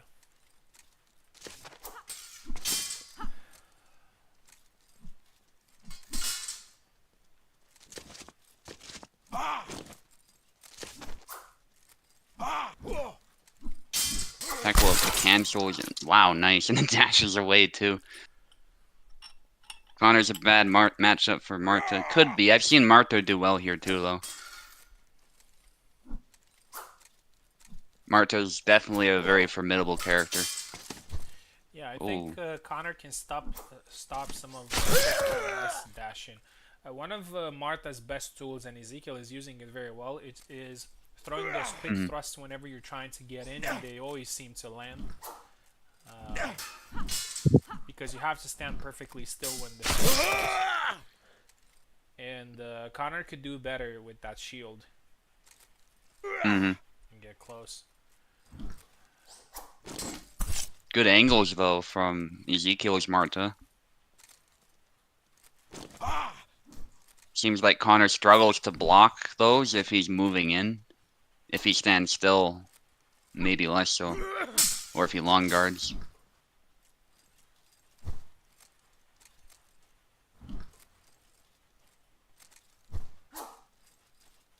Yeah, it's on Pekla to close in against that longer rapier.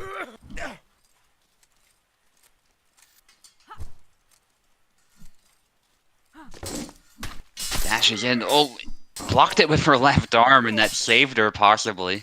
Grab attempt. Another hit. No kill. Nice stab. Wow, that was clutch, though, how Marta just held her left arm there. It was by chance, of course, but it might have saved her from an initial death there. Because it does have a bit more HP, I think, than the head, for example. And even the sword arm. Grabs. Peklar's ready, though. He knows how to dash back. That's probably tough to land on him.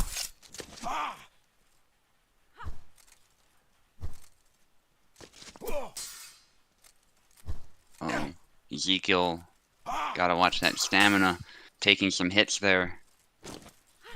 Dashing in. That's a double. Nice. Nice recovery.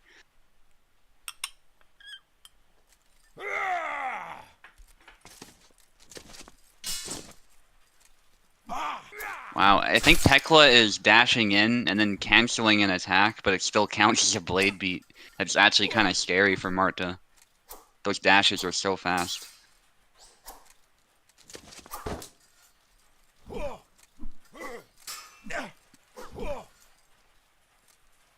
Yeah, Connor definitely has the advantage as far as explosive movement goes.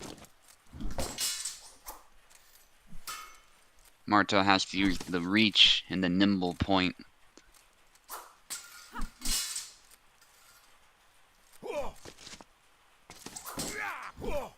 dash and thrust that worked before, but Peklo is ready this time. Going low. Oh, nice. Eventually gets him, and that's where Marta really wants to be, is at range like that. Because if Connor fails to close in, at some point Marta will land a hit.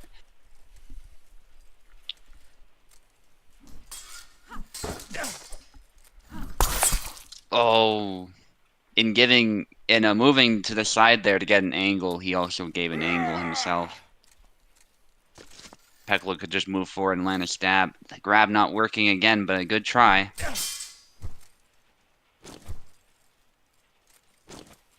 Peklo's just, you can see by how he's moving, he's ready for that type of thing, for a push or a grab. Nice stab to the head, though.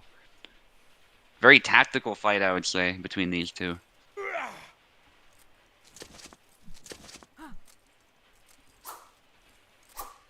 I don't know if you guys can hear, but it's raining cats and dogs here. I don't hear it personally. It's very loud.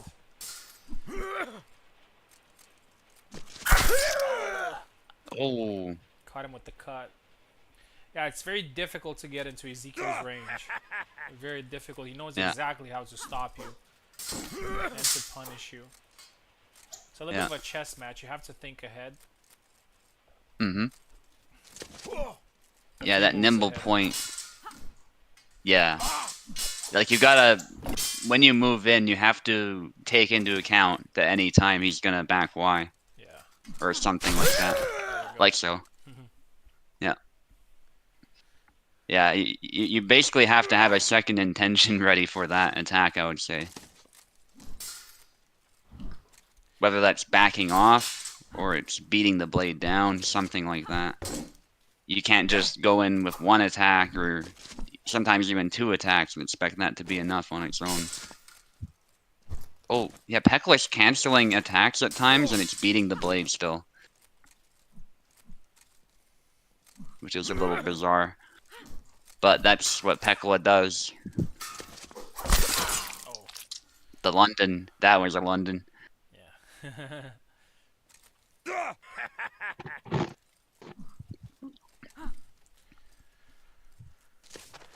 Anybody's game still. Oh. Oh, I thought that hit. Yeah, it looked like it. Interesting. Yeah. Sure rocked his head there. I saw it move. Alright, that was, 100% it counted there. Just not a lot of damage for Marta. Yeah, he's stabbing for the head quite a bit, and it's actually working pretty well against Connor. It's a very threatening move that Pekla has to respond to. A very tense round here. Mm-hmm. Nice, trying to provoke Pekla there. One of Ezekiel's best qualities, which is resilience. Oh. But Pico goes in there, all in. Cut and lands it, 6-6. It's gonna be disputed in the second set regardless of who wins here. For sure. Fainting from Pekla, a little bit from Ezekiel too. Side steps, yeah.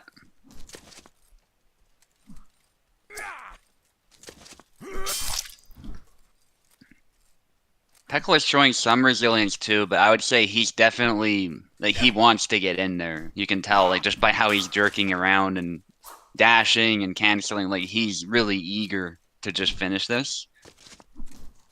Ezekiel strikes me as just a little bit more composed.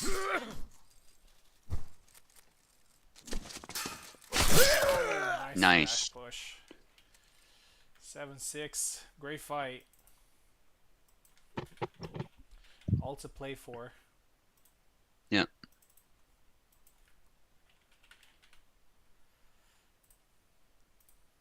Swap sides.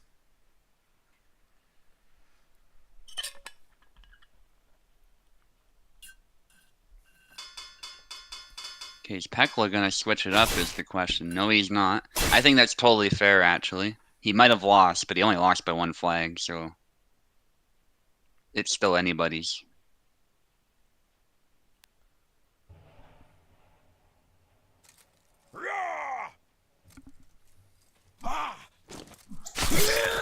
Oh, right through the head. I'll be right back. Yeah. Yeah, Ezekiel again doing a great job of targeting the head with those stabs. And that's the strength of Marta. I think many in the chat were predicting Marta was going to have a rough time here, but I would say it was even. There's definitely some advantages for Connor, but oh, going for a... I think he wants a stab. I don't think he actually wants a cut there. But sometimes Marta's a little unintuitive with the inputs, so it's easy to accidentally cut even if you are used to her moveset.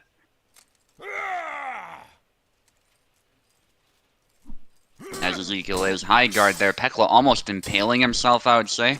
But I get what he's trying to do. He wants to close in, clear that space, and just strike her right in the head, which with a lot of characters is a good idea. But I think Connor just doesn't have the range.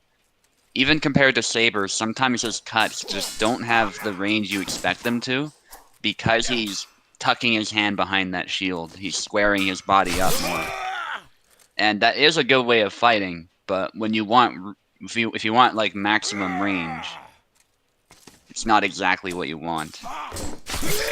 So it seems like if Marta is played perfectly and she keeps that distance, Connor actually has a really rough time. Yeah, you're just not as protected as you think you are with Connor sometimes. That dash meant he had no structure of his block, so the stab could go right through. And there's the back. Why, perfect performance from Ezekiel. Beautiful Marta.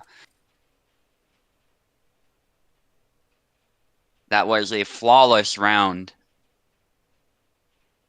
showing us what Marta can do.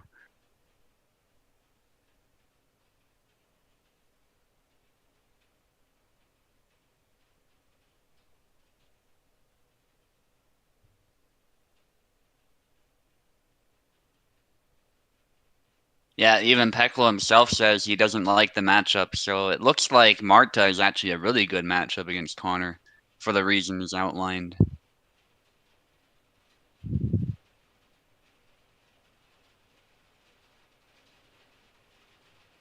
Yeah. With Marina, it might be a bit of a different story, though, because Marina can close faster. Connor doesn't have that ability.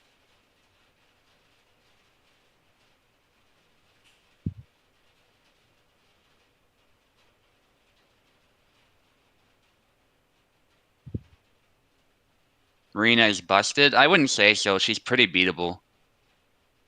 Like, I can speak from experience personally, like, and Chernobyl can back that up too. My win rate against her is pretty good. It's like 90%. And that's just playing regular Saber characters. That's not doing anything special. Not even using Yon, just using Barabash and characters like that.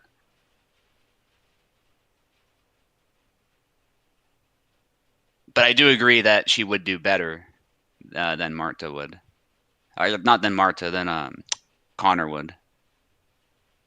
But yeah, she's definitely not busted. She's very beatable. And you can look at all the tourneys we've done in the past, and you can see like her win rate's not high at all.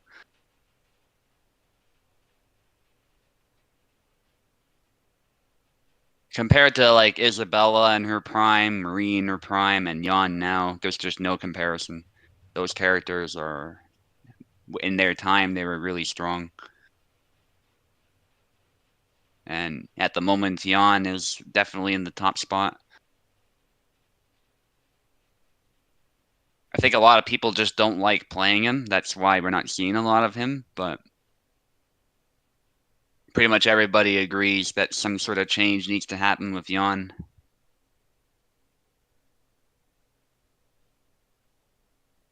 And he would be fine if he just had those adjustments, I think.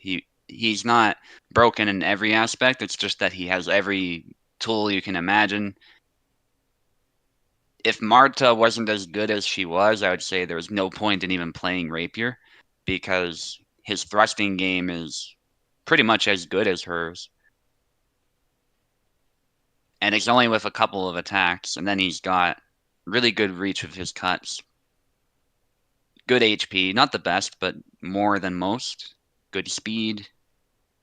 good damage. Like Jan has just everything you could possibly want in a saber character, and even in a rapier character, he does both. So Sorry about that. Who won? no worries. Ezekiel won 7-0, if you can believe it. Wow. Yeah, it was dominant performance. Yeah, there's a storm here, and I had to get the cats in the house.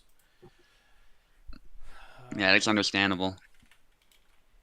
All right, so Ezekiel moves on to the next round. He's going to be facing Carlos a little bit later.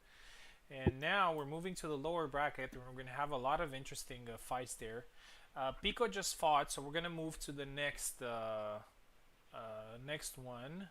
It's going to be Plebeian versus you. Okay.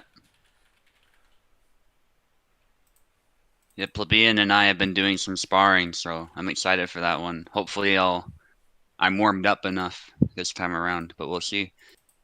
Yeah, a reminder that this is a best of one, so it's only one Mm-hmm. set. So you have to be careful with the pick and with the strategy. So the lower bracket becomes a little bit more tense.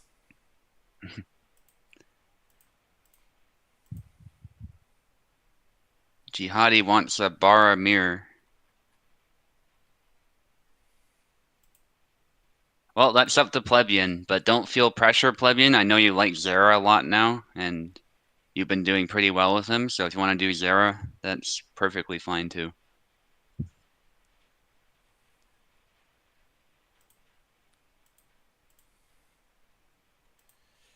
All right. So Plebeian's gonna be on the left and Subu on the right.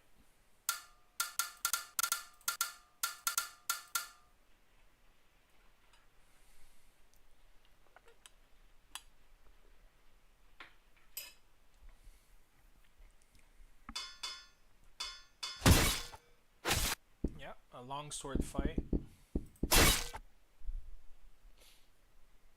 Subu's been playing Isabella recently, and I think this is a good pick in this matchup because you would need the same attributes that Zera could have, which is range and power. Oh, nice sidestep. Subu gets the first flag.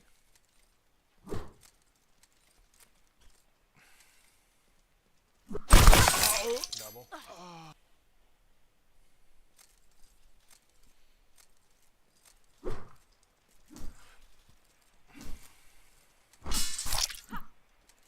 Rangefinder attacks there from Subu. Yeah, nice thrust to the arm.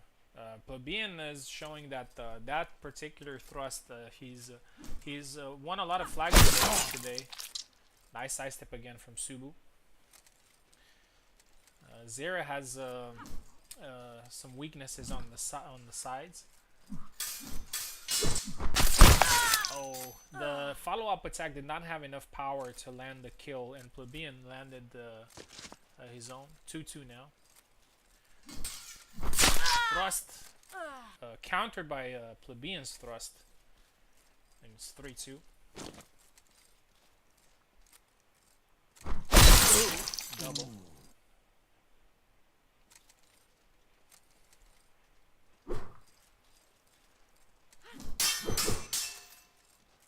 A retreat attack there from Plebeian, being patient. Tried the head attack there, but Subu punished it instantly. 3-3. This is gonna be a close fight.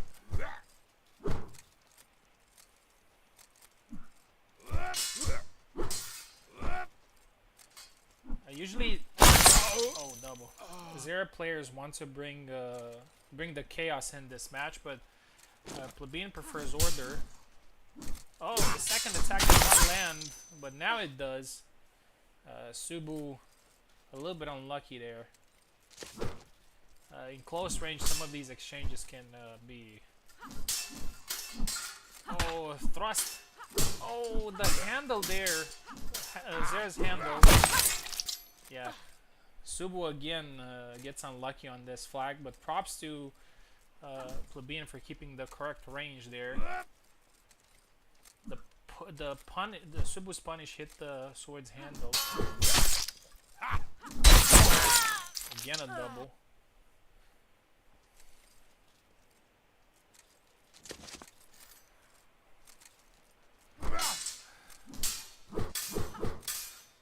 A cancel there from plebeian. Goes for the drunk thrust.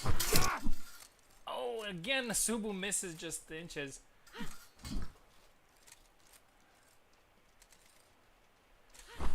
Now some of these fights are also about luck, and I have to say this time luck is on Subu's side on this exchange. He got the upper hand after a pretty difficult exchange to solve there. Pretty difficult problem to solve.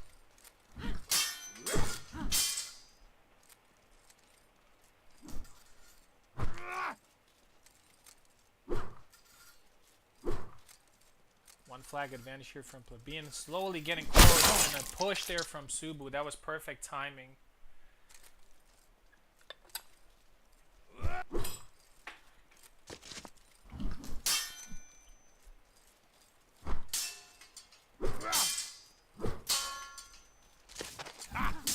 Oh, the push lands into Zera's guard. The kick, and plebeian gets the flag there.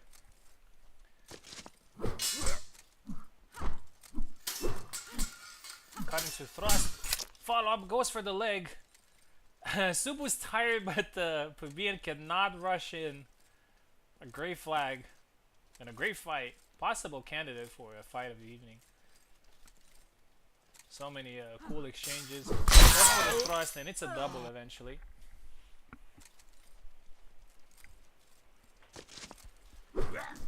Oh, nice cut there from Subu. Perfect time punish. And we're down to the last flag as I thought it's going to be. Some feints there from plebeian a la Pico. Standing still. Oh, and goes for the push. And the follow-up was not ideal, but it still did the job. So Subu wins it. And all those moments where he was unlucky came back to him and managed to secure the win. 7-6. Congratulations. Thanks. I have no words. That was that was crazy, man. GG. Yeah, it was a tough fight, very tough fight. Plebeian, thank you very much for competing. You definitely proved that your Zero is very competitive. Better luck next time. These tournaments are always very difficult. Next fight is going to be Oak versus me.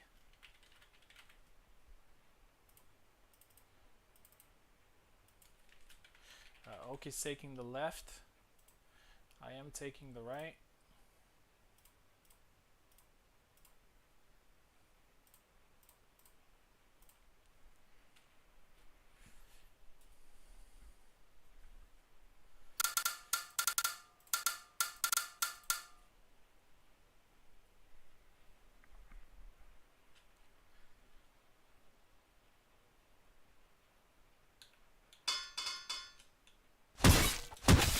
Yeah, Laszlo versus Isabella as expected. It's gonna be a tough fight for both, and probably a little bit of a chess match. We'll see who gets to focus a little bit better here. Well, posted to Vienna talking about focus, but went right for it. But it was quick, actually. The speed on it, because of how Venator threw it, was very deceptive. So there's no question that he's focused. Maybe not the move that comes to mind when you think of that, but it was well done.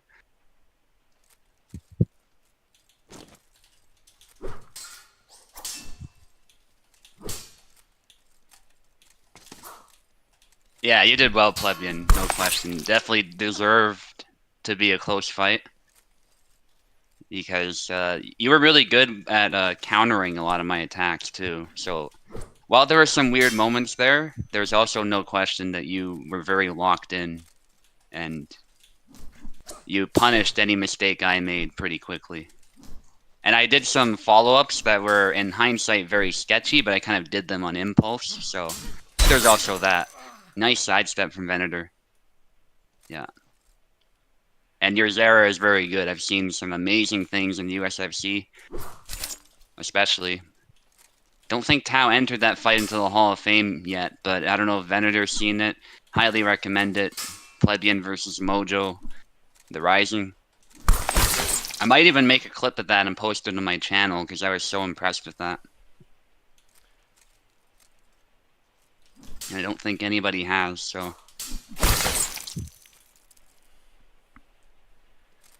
But if Venu has beat me to it, I'll definitely link it at some point. Okay, so Venator in a nice spot here, 3 flags up. But against someone as good as Oak, anything can happen. He's doing a good job of calling Oak out with those attacks towards Laszlo's openings. Just go straight for it. And I don't know if Oak was trying something or sometimes moving back actually is the wrong move against the high guard. So it could have been that as well. It's actually a very threatening move against someone like Laszlo who doesn't have a lot of hand protection and tries to tuck his sword away. He really relies on that footwork to get out of the way of these. Banish Oak from the tourney. Oh my goodness. Alright, Oak needs to lock in here. High guard from Venator. Oak is probably really concerned about that. Nice retreat cut, actually beating Venator to the snap cut, which doesn't usually happen, but that's a timing thing, obviously.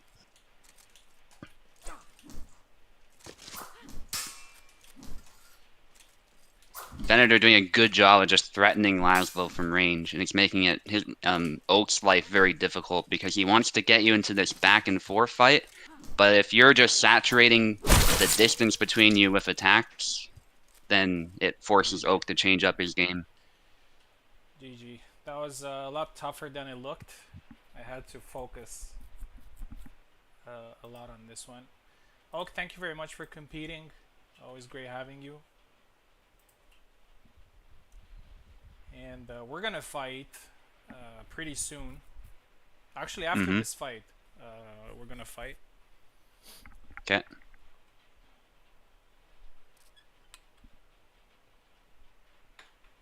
Everyone's against Oak. Yeah, I think it's just because he's not from the UK, but it's a funny coincidence. So the British Turk is fighting again after some time. He's gonna take left side against Pico.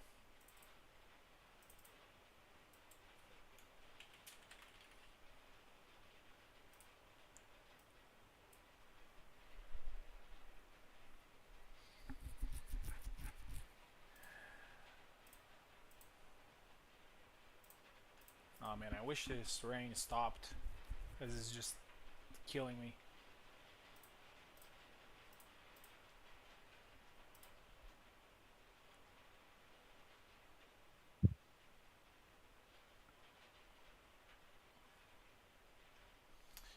Okay.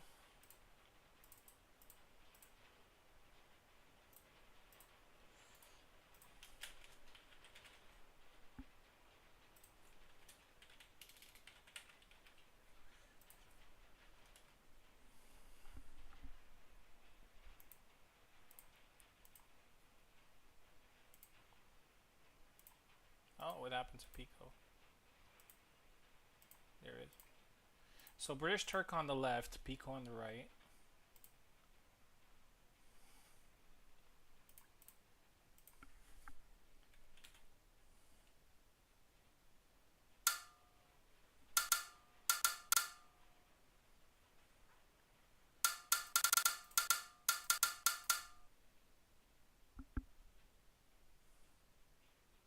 Oak had some kind of bug invasion from this big beetle.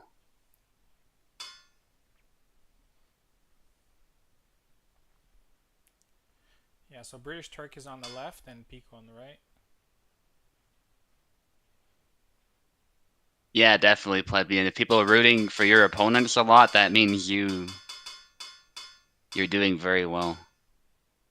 Marie Mir, possibly Marta instead. Marta. Fair enough. So I got a rapier fight here. British Turk did great against Oak earlier. Pico also had a great first set against Ezekiel. Here we go.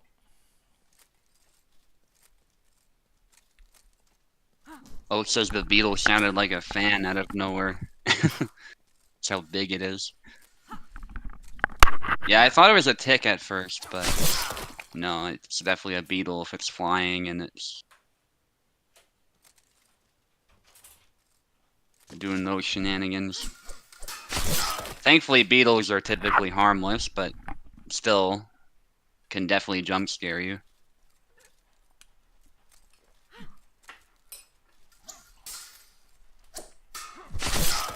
Nice Going one for for the those hit. leg cuts, but yeah.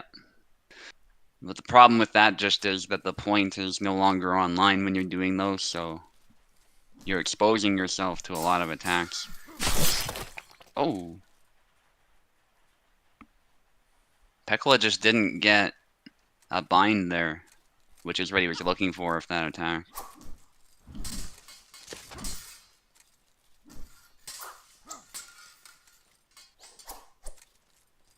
With how well Turk's been doing with Marie, I would not count him out. Nice from Pekla. Jihadi tells Turk to stop joking around. Oh, the feints there. Turk showing he can cancel as well. Nice double.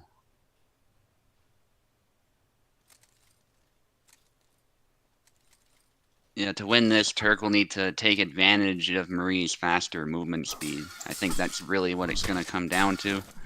Pekla managing to block all of those attacks, even the double lunge. There, he gets sliced just a little bit, though. And now he's lost some HP, some stamina. Thankfully, it wasn't a fully decisive blow. Pekla getting a slight hit of his own. I think he went for a jab instead of a full lunge, and that cut to the left arm, just not enough damage for Pekla. The rapier he's using is not designed for cutting, so you need a really decisive cut to the head to ensure you actually get the kill with that. Otherwise, it's pretty much never going to kill, even against someone with low HP. That cut is similar, but it was a good hit. Any hit's better than nothing. And actually, I found sometimes with Marta, what you do want to do is make the fight a little bit dirty and go for those cuts to the head. I've won rapier matches with her literally just by marching forward and punching the face and landing a cut. Just falling back on my knowledge of the saber a little bit. And crazy blocks there from Pekla, but I think he should have responded. It's easy to say, though, when you're limping like that and you're just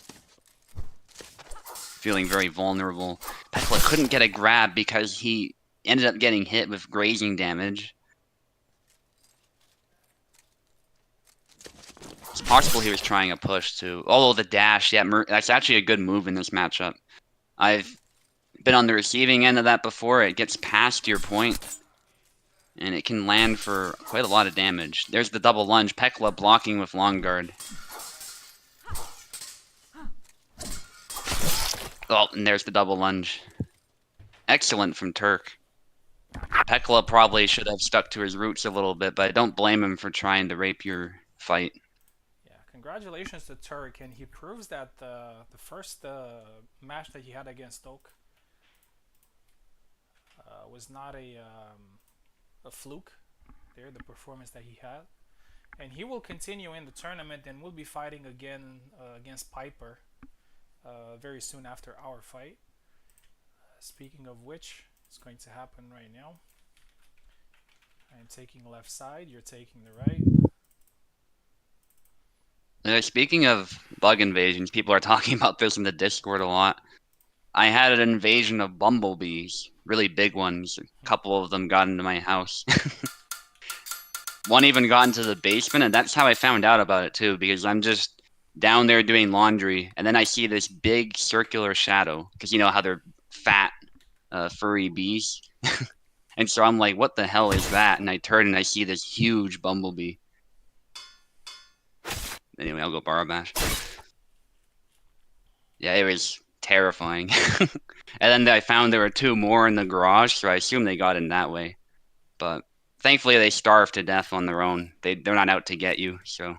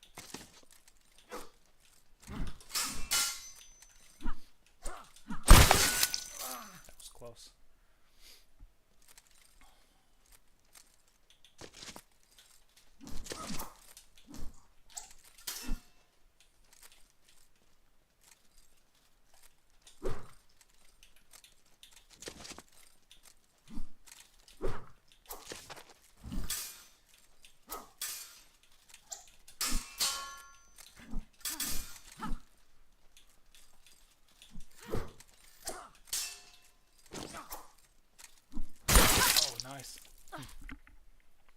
I thought I was just out of the range.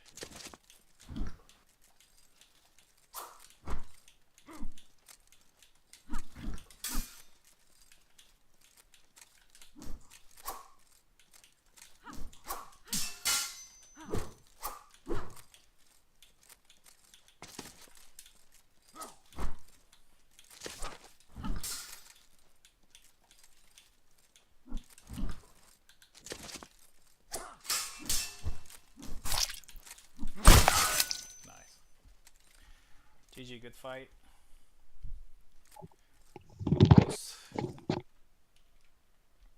Yeah, GG. Yeah, I was having a very hard time punishing some of your attacks. It was you were recovering your guard pretty fast by pressing back. Mm-hmm. Yeah. Yeah, that was a good fight. Yeah, I was trying to go for those snipes. Yeah. I was thinking about going Isabella, but I think I'm glad I went Barabash. I still need to lab Isabella a bit more, especially Izzy versus Izzy. I think I did really well with Bar, so I'm happy I stuck with that. Yeah, it was really good. Just a game of inches, like always. The next Yep. fight, so the British Turk is going to fight again, and he's fighting Piper.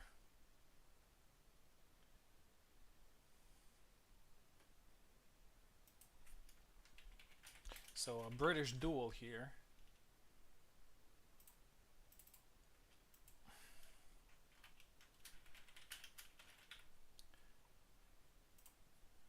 We'll see what happens.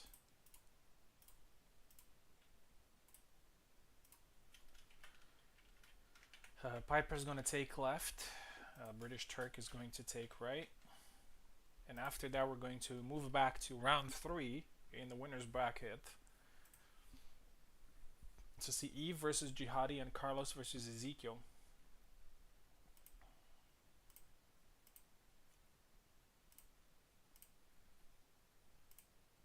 Oh yeah, some discussion about bees. Yeah, generally bees are not that dangerous.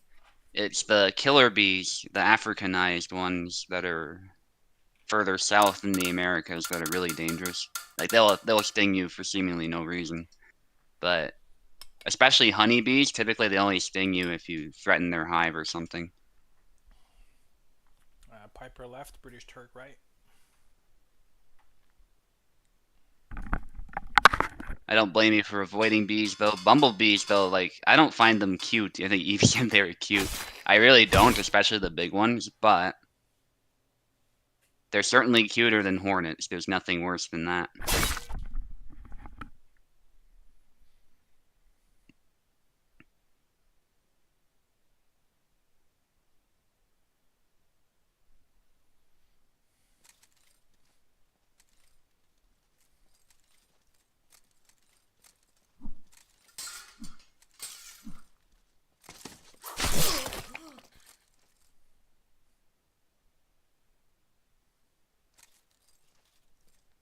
Okay, Piper's actually gone with Marta. He's a really interesting pick. He can use Marta. I guess he didn't like the prospect of being stabbed in the body by with Alex. Yeah. Hopefully for him is not going to be the same fate as Pico had. He also picked Marta. Yeah. Marie still does better than Marta in direct duels. Marta's done some Muay Thai apparently. That was a roundhouse kick out of nowhere. Well, Piper's actually, he said he did kickboxing, so it's kind of fitting that he was the one to throw a kick like that. Nice. 2-2. I don't think he does kickboxing anymore, but he certainly used to. I think he's trying to get into HEMA now.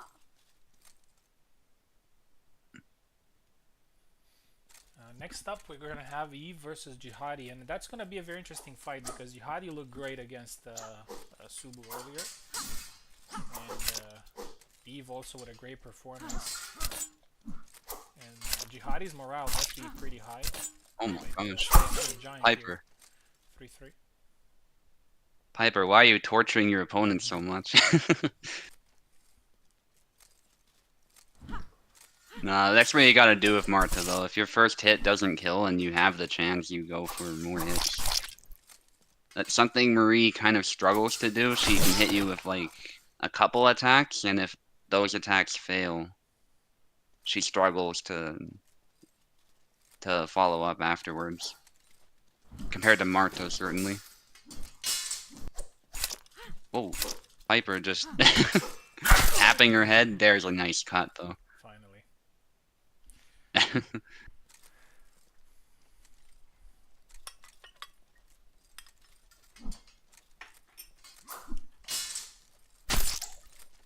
Stabs down low. There's a cut down low, though. Double lunge. Good spacing from Piper, but a bit too slow with that move. That move isn't the fastest. It's a good move in rapiers, but I guess it just wasn't the time. And you gotta be closer, too.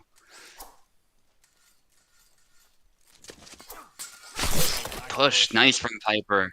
Yeah. Ridge hand Piper. Oh man, we just I'd had love to see that. one of those summer short storms, and I'm feeling like I'm about to sleep because of it, and it's also now extremely warm after yeah, we have a Mediterranean climate here, so we're getting into that time of the year. Nice side step there Yeah. by British Turk. Yeah, we get storms too, but we're not quite there. We're like in May, so it's still a bit crisper out. It's gonna warm up soon, though. British Turk survives one more round and will qualify to round 3 of the tournament after a great fight against Piper. Piper, thank you very much for competing. Always great having you. So British Turk and Jihadi, the surprises of the tournament so far. They've got to round 3, which is not necessarily very far, but considering the amount of experience and talent we have in this tournament, is definitely a great achievement. You still kickbox. Nice, Piper. Yeah. Right, we're going back to the winner's bracket, and we're gonna have Eve versus Jihadi. I'm pretty sure Eve has taken notes and not underestimating Jihadi at all.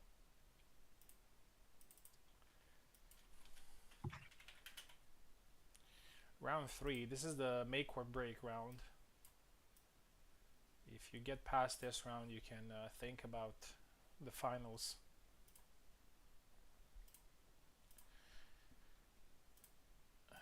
Here's let's send them a link.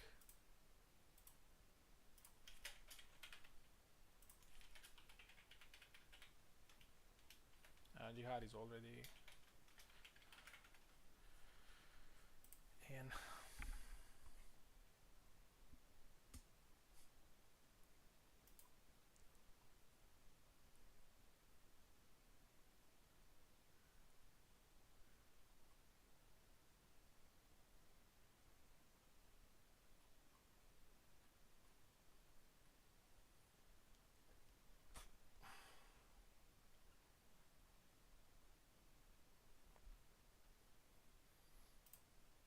And there's Eve.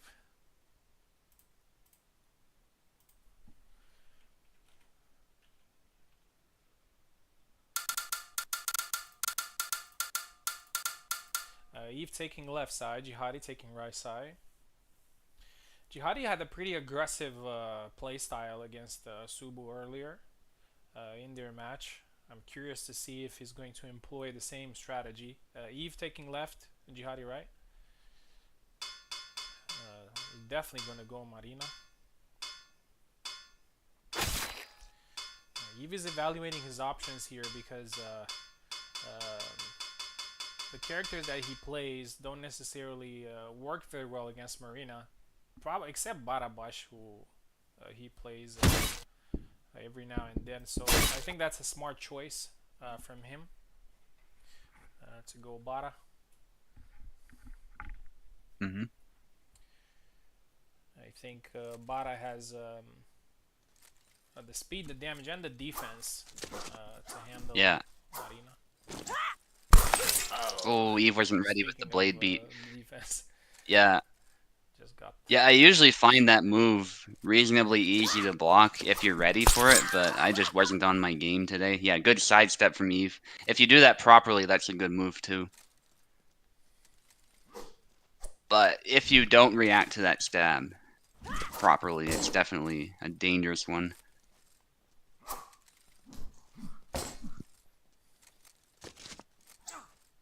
You can't just stand there and block it. Unless you... Even long guarding sketchy, actually.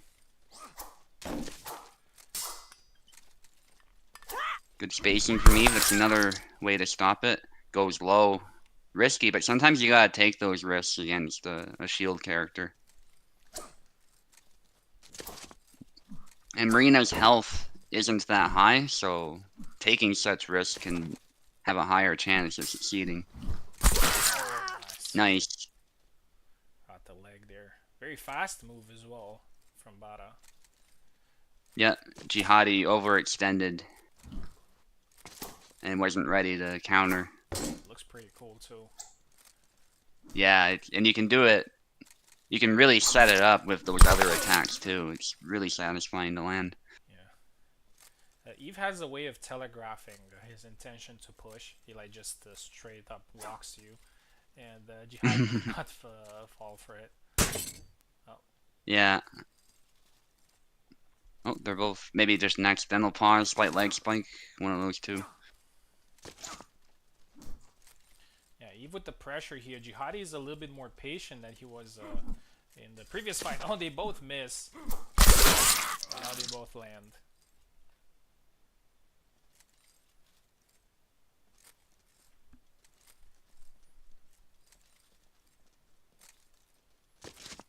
Matching the footwork again. Eve not ready with a counter to that.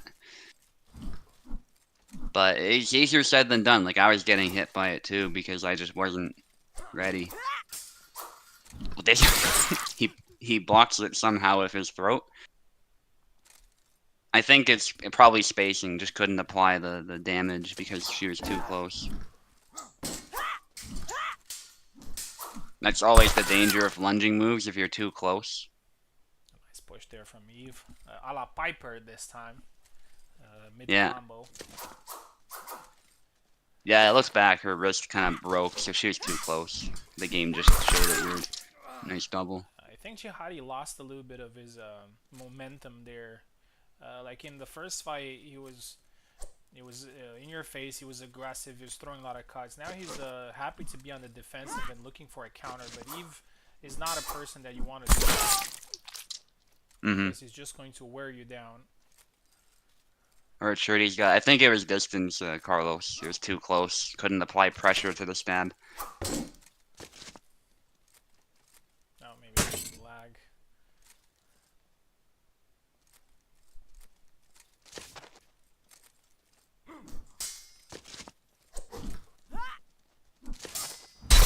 Nice sidestep. There it is. Eve showing me how it's done.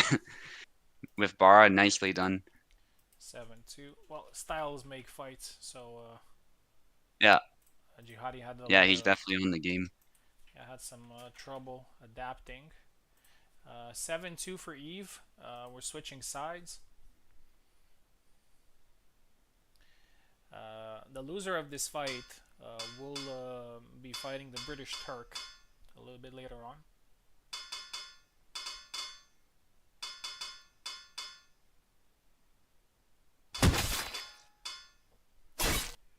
Yeah, we're sticking with the same characters.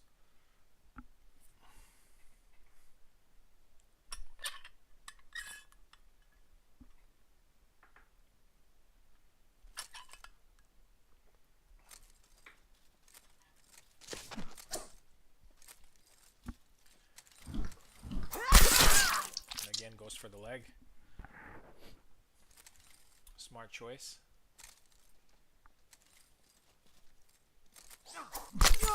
Oh, nice one. Oh, to the hand.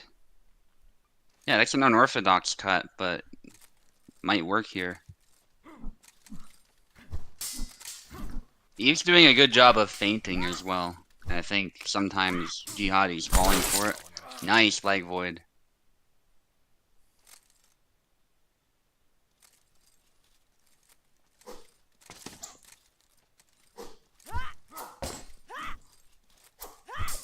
Oh, tried the same move again, got punished this time.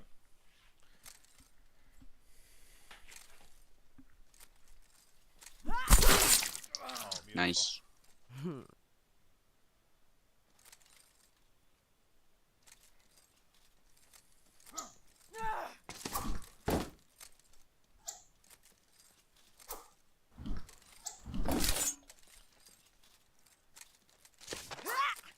Dash thrust.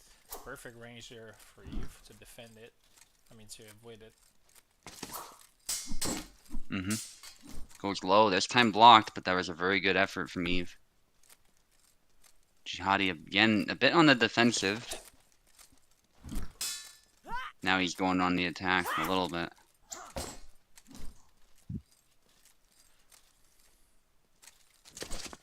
And long guard, then dashes in. Good way to hide his intention there, actually. Because there's nothing immediately threatening from long guard, really. Nice, Eve taking a page out of my book there with that push. And the secret to that is there's a wind-up phase to that dash, so you can sometimes push her out of it, as Eve discovered. Nice, a nice side step into a snap cut. Jihadi's making it more of a fight in this set. Oh, but this time he gets caught on the leg, and that was very creative from Eve.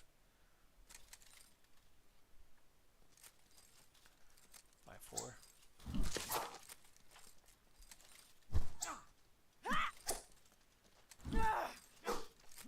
Nice push. 6. One more. Yeah. And Eve takes it. Yeah, props to Jihadi though. Well, he's not out yet, but this set was a lot more competitive than this one. And Yeah. he lands another. Well, now there's a good switch step. Yeah, third flag here.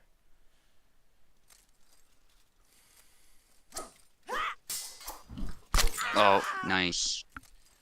7-5. Eve wins it, and he qualifies to the semifinals. 14-6, the final score. Jihadi will be facing the British Turk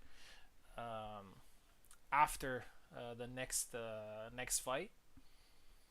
So we're gonna have one of these two prospects in the semifinals, which is quite a feat.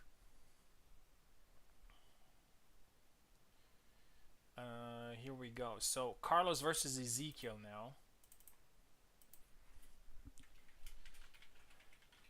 I think this fight is going to be quite hard for both of them. And they're going to have some tough time in figuring each other's patterns. Because they share some similarities in the way they play. But still with a different approach.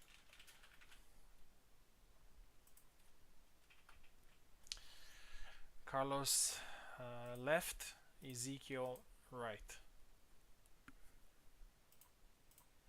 Carlos with 2 good wins, Ezekiel with 2 good wins.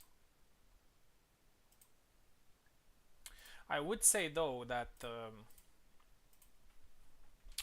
Carlos managed to win both of his first fights, but he was the favorite in those fights. Ezekiel managed to win 2 fights in which probably he wasn't the favorite. So I would say a little bit more certainty on Ezekiel's side when it comes to the performance tonight. We'll see how Carlos does though. Carlos taking left, Ezekiel right.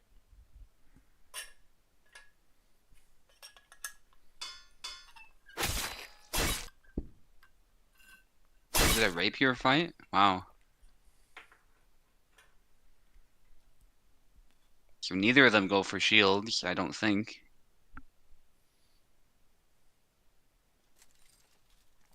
But they can both play rapier very well. So actually it just so happens that they're still similarly matched in that respect. Oh, two-piece Nice. combo Good from Carlos too, moving away. Push, ooh, gets stabbed in the hand, but then it's still...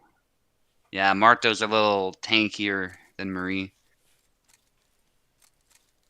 I don't think that advantage actually matters that much in this matchup, but in that case it did. And I say that just because if Marie's like spaces her stab just right, it'll still kill Marta just the same.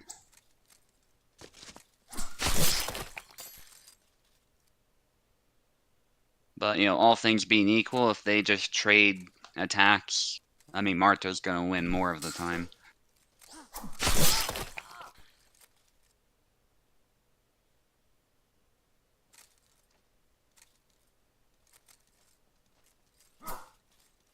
Nice stab from Carlos there gets him his first flag. Back Y, nearly nailing that hand. You can see the stab even tracks towards it thanks to recent changes to Marta. Which is really nice to see stab right through the heart. I have a feeling Carlos is gonna, if this doesn't go well and he doesn't make that comeback, which he's known for, he's gonna make a switch. But don't forget, comeback Carlos. It's still not over. And I think he's gonna try and lock in here and at least score some points. That's, if he can at least do that, he's still very much in the fight. But Ezekiel, I think, has just been on fire with Marta.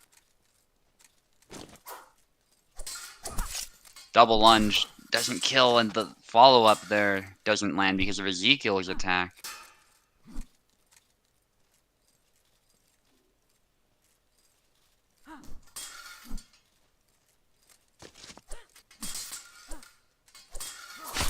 Double lunge, yep. Yeah, that's a really good move in this matchup. And Carlos spaced it perfectly there to get past the long guard. Dashing in into back Y. That's a actually, ooh, nice from Ezekiel. He kind of dominated the center line with that stab, but Carlos still kept going with those attacks. He scores another flag. Oh, it was a bit of a trade there, but Carlos's stab wasn't as threatening.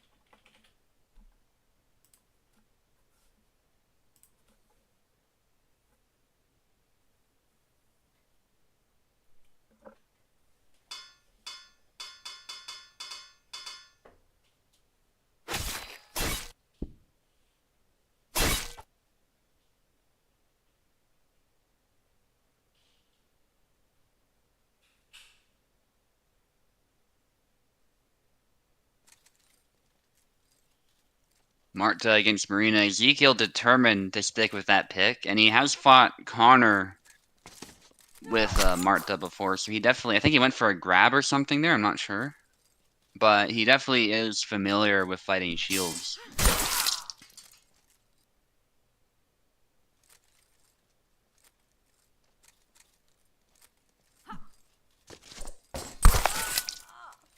Ooh. There's 3 flags there. Last round was 7-3. Just making sure I keep that in mind in case Carlos manages to win this one.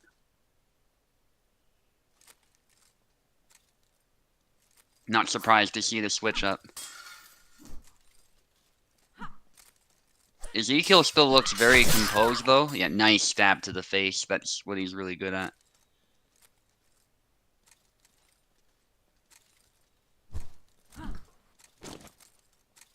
Long guard from Carlos, trying to take it a little slow here before he closes in. That's actually smart, because last time when he sort of dashed in, it ended just like that. Just with a different attack. Good switch up. Yeah, Carlos closing the distance this time around.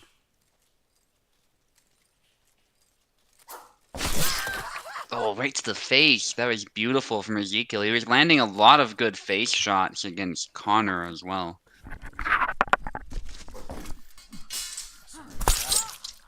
Like, why? Ezekiel Alright. won the first set, right? 7-3. Yes. Yes. Back Carlos Y. to a shield. Ooh. Yeah, this one's much more disputed. The Marie pick just did not quite pan out for Carlos. He made a good attempt at a comeback, which he's known for, but I think he's definitely happier with this pick.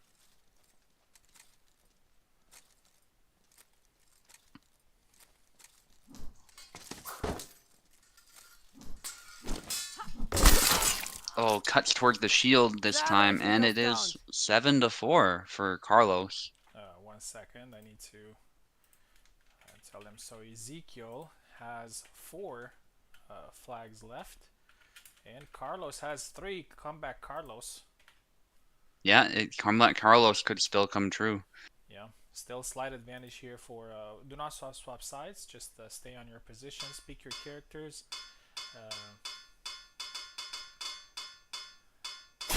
Ezekiel doesn't switch. That's actually smart, I would say.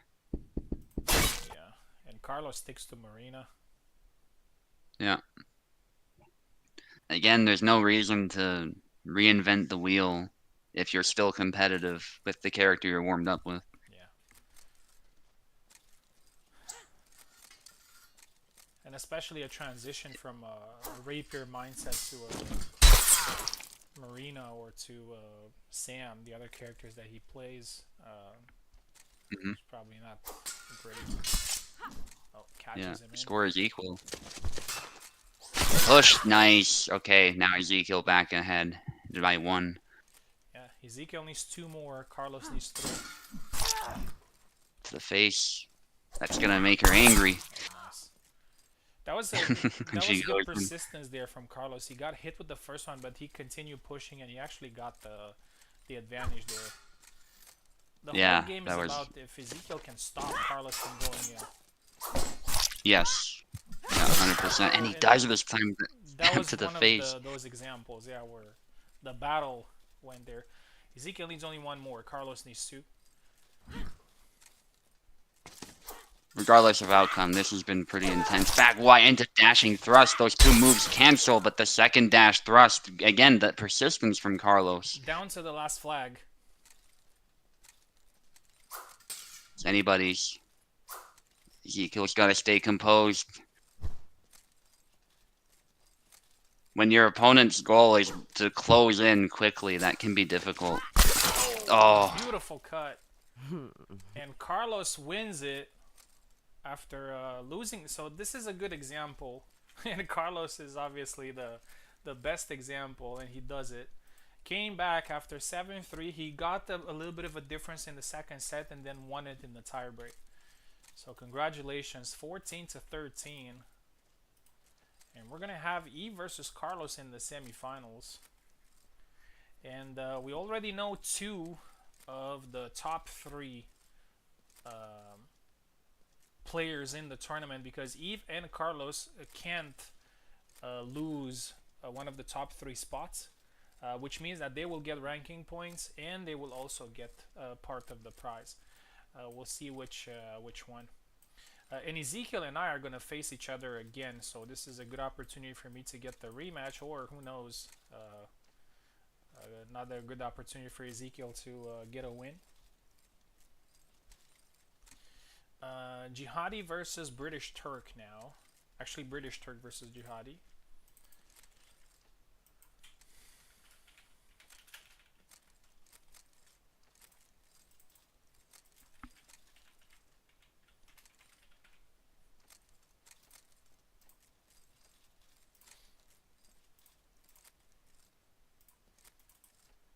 send him a link. Mm.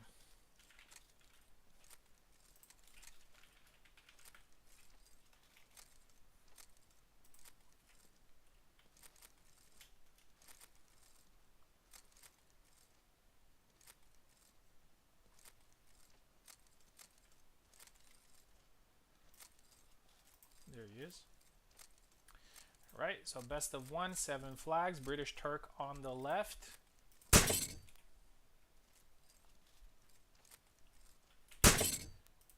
And Jihadi on the right.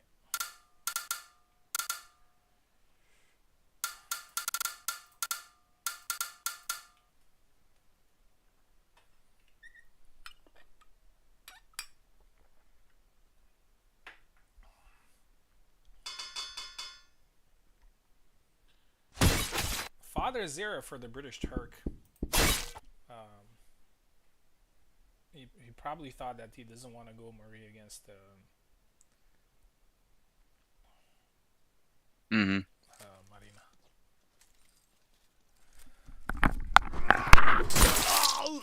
Nice sidestep. I think he might have done better with Marie, though, personally, just because he hasn't warmed up with Zera. Oh, that was a good hit, though.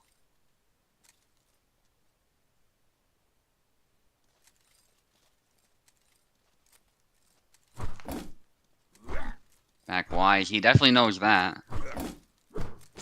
But any skilled player will read that and punish it.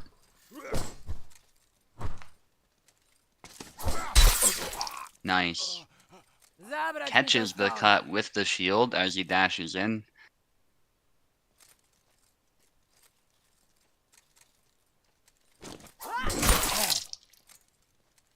Zabrać mi to stąd!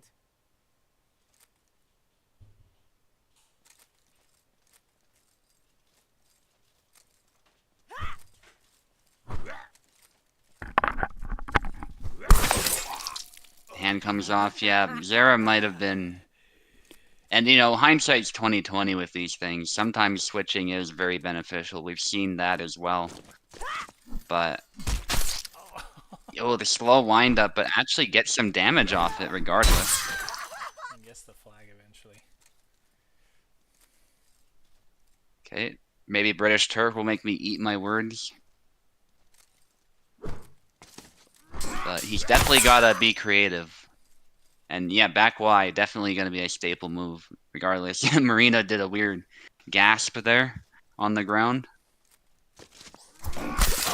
Oh, this time hit the shield with the back Zabrać mi Y. to stąd! Yeah, the dash and thrust can block a cut if it lands in the shield. You definitely have to make sure you're hitting the blade to counter it with a blade beat. Which I think some Saber characters like Yan and Bara do a better job of, assuming you're ready for them. Running a dash in, big cuts, bunch of back X's, wrap around, a bit of a hit, but yeah, just very predictable swings, unfortunately. But it was a good effort. Yep, a very good performance from Jihadi there. And British Turk, thank you very much for competing. First time competing in Friday night events. Pretty good performance. Got to round 3. Defeated some good fighters. And the switch here was not in his favor, but still great performance. Congratulations. Jihadi moves to the semifinals. So good performance from him as well. And now we're gonna get Ezekiel versus me for the second time. Ezekiel managed to win both sets when we first fought, so I need to adjust here to the game plan, to his game plan.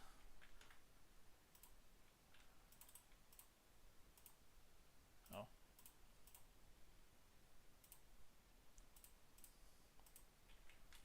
See how it goes. After this fight, we're gonna have Eve versus Carlos in the first semi-final. And then we're going to get the second semifinal, which is Jihadi versus the winner of this one. Ezekiel left and right. The same picks.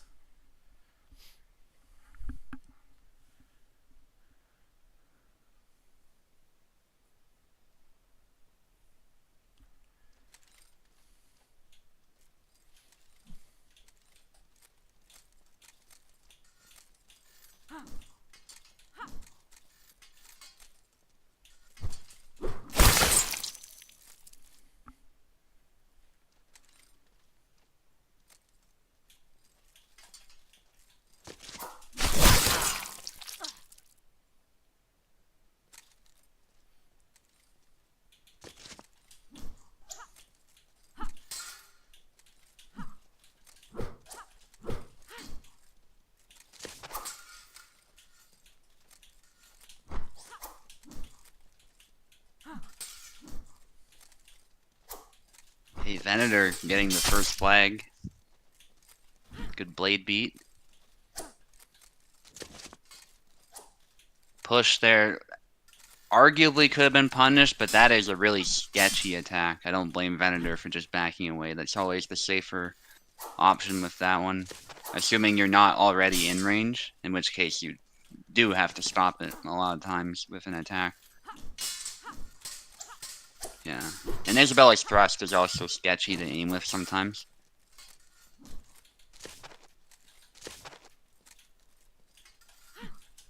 Long guard, high guard there, another hit, nice from Venator.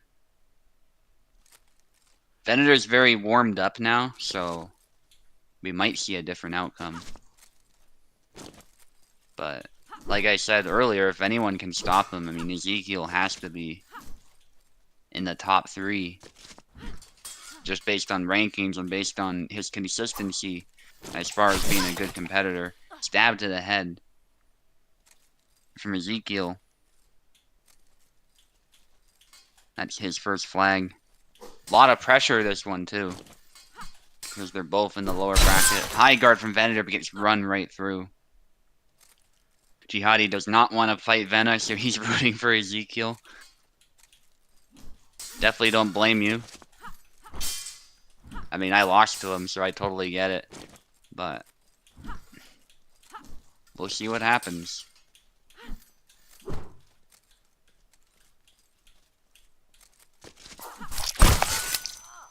Ooh, just got a bit too close there. Ezekiel couldn't land an effective attack.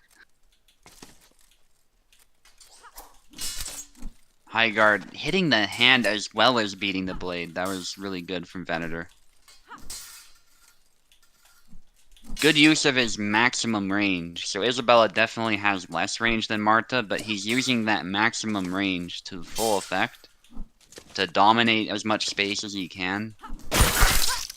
And somehow a double. I'm not exactly sure what happened. Another arm cannon moment, possibly. Nice. That was a precise stab to the wrist, though. So satisfying to see those with Marta and to land them. Trying to dip under there with that attack. Dashing thrust. Ezekiel was very precise with that specific attack. In earlier fights, and it was helping against Venator, even. Goes for the dash, but Venator is actually ready. Isabella, if you set it up just right, she does have some pretty good counter thrust potential. Yeah, I saw that too, Eve. There's an arm cannon, is what I call those. That used to happen all the time in earlier builds of the game. I'm so glad it, for the most part, doesn't happen. But I think Marta's thrusts are so fast that sometimes the game still detects a hit when it shouldn't. And Ezekiel back in the game. He is down by just 1, but it's really not a big deal. And it's by no means a fluke. A punch there. Venator was actually the one who wanted to make that messy, I think. But it was Ezekiel who lands a punch with the bowl and lands a nice cut to the head. That might be slightly demoralizing. Oh, the back Y. if that wasn't, this might have been here. This back Y was perfectly set up. And if you walk into a perfectly set up back Y, it's a bad time. And he sets it up nicely sometimes with these dash threats, which you can't ignore necessarily either because of that reason right there. It's a dash can result in an attack of its own. So it's easy to say, oh, you shouldn't fall for it, but in practice, he can really mix it up. Going low and then high with the rapier. Yeah, Ezekiel, again, just an excellent job with the max range. Venator with a stab attempt, and yeah, it's a good stab when it lands, but if you don't land it with Isabella, it can be trouble. I don't blame him for trying, though. Venator does have to, as Eve is saying, he does have to find a way to mix it up. Because otherwise, at max range, Marta will tend to have the advantage over Isabella. High guard almost landing there, but the sidestep saved Ezekiel. Ezekiel's Marta is looking very difficult. Yeah, it's almost like fighting against a spear, but not as a spear would be way worse than this. Like, it's not even funny. But nonetheless, it's like you're trying to attack a pike wall. The reach definitely still is quite a factor. Isabella gathers the rapier there. She like grabs it under her armpit after taking the hand off. Does a little flourish. And this, I dare say, could be Hall of Fame worthy if it keeps going the way I think it'll go. This is top level Isabella play against top level Marta play. Nice, back Y. And Venator has to lock in one stab, and it could all be over. Stab attempt. The high guard beats the blade aside, but not quite close enough to capitalize. Ezekiel doing a great job. He looks very, very composed.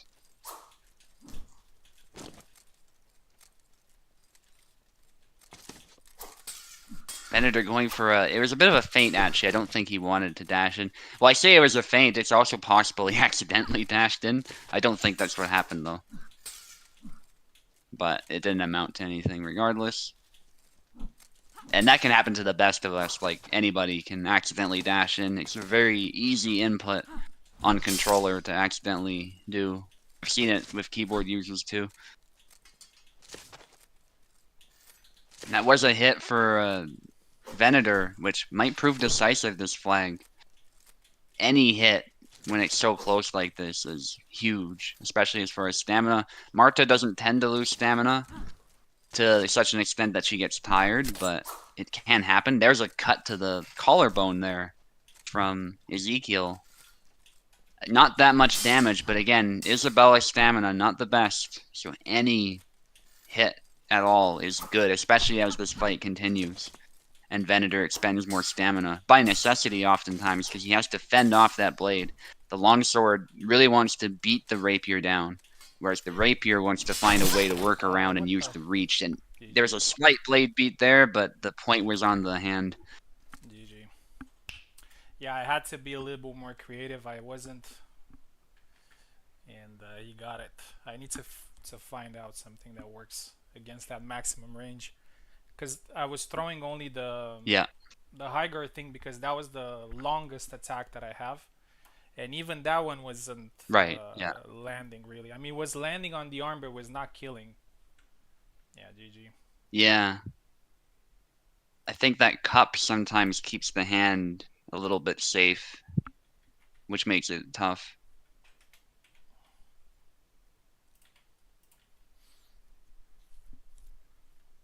Right, so now we're moving to the and I think then sometimes... Sorry, go ahead. Yeah, I was just thinking, I think then sometimes it's the upper arm and not the wrist. I think the wrist has less HP, so I suspect that's a big part of it. Marta's kind of tanky sometimes too, though, so who knows?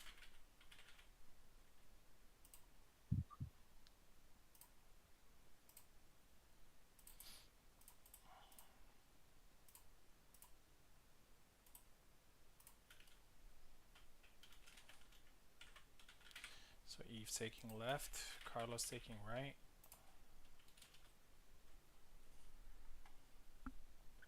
Yeah, the key usually is to try to make it a little bit dirty, try to get in range, but um, Ezekiel has that back Y in his pocket all the time. So he's always like, when you Mm-hmm. try to go in, you're trying to make it messy, he's gonna throw that back Y. And yeah, that's part of the game plan. That's part of the strategy as well, and it worked. I was trying to Yeah. play the range game and try to catch his arm maybe when he was doing it, but unfortunately, there aren't too many attacks that could have that sort of range that could punish. Right. Yeah. Because the way you're trying to think it is that okay, he's gonna throw something and then he throws the retreat attack, and you need to have something to punish that retreat attack. But Yeah. if you don't have any ranged attack to do so, it's always a gamble. And Yeah. I think that's one of the things that I'm not great at is I don't gamble much, so that can Mm. work against you sometimes. Yeah. So this is the semi-final.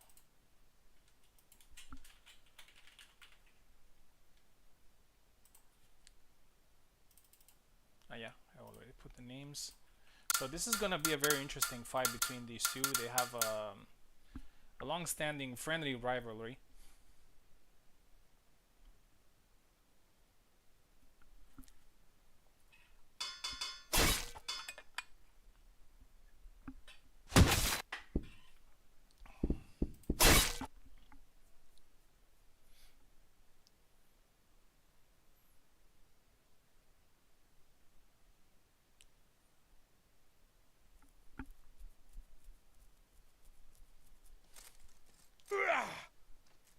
No, blue skin here for Carlos.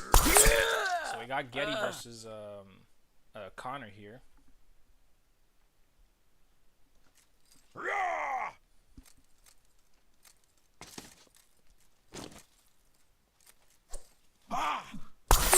Nice leg cut.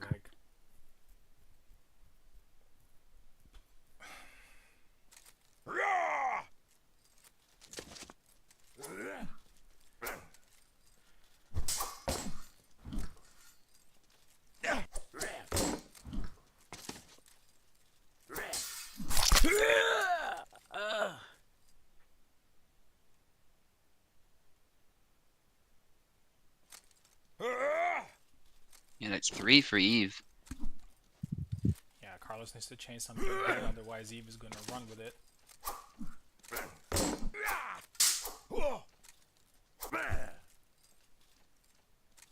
Yeah, he might be comeback Carlos, but I don't think he wants to be down by so much, should he lose.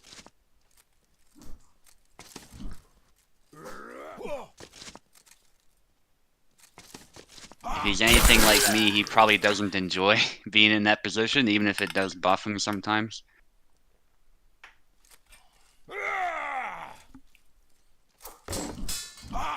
Oh, I see what Carlos was trying there, but Eve's cut was able to oppose that snap cut. Good blade beat, and then, yeah, you've got to be ready with that backdash when that happens.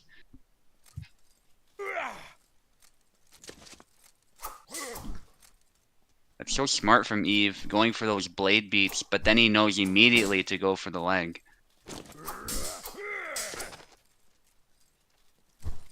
And that's when that crucial leg void is not available as an option, when your blade's been beaten like that, typically. And without leg void, your leg's just in trouble with Connor. Oh, another... Oh, he wasn't as quick this time. And Carlos was faster too with his reply.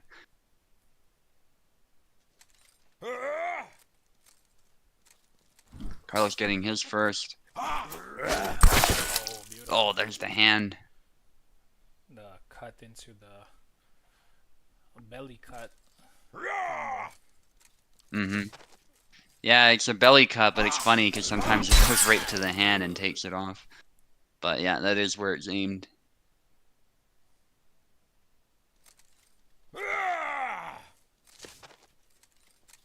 Come back, Carlos.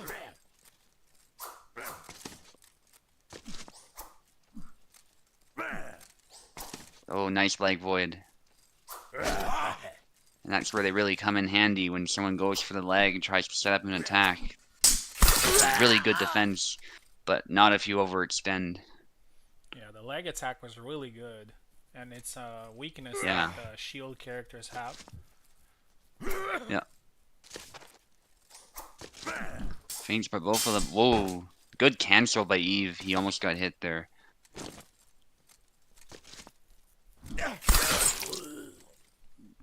It wasn't the shank. It was the other one. Yeah. The longer thrust. Carlos with the few flags back. Oh, and again to the belly, and now it's all of a sudden it's a lot more competitive than it looked.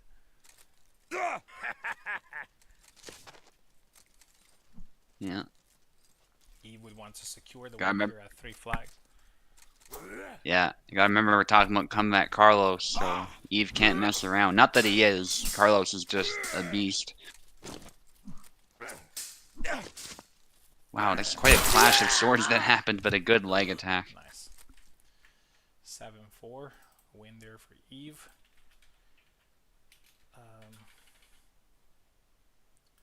We're gonna switch sides. I'd say Eve was quite dominant in this fight, and I think Carlos is pretty happy with the number of flags that he scored, because he was having a tough time dealing with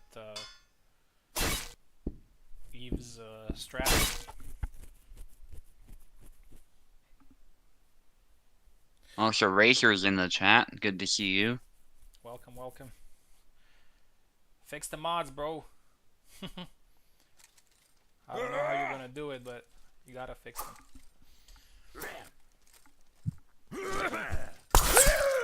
Oh, nice.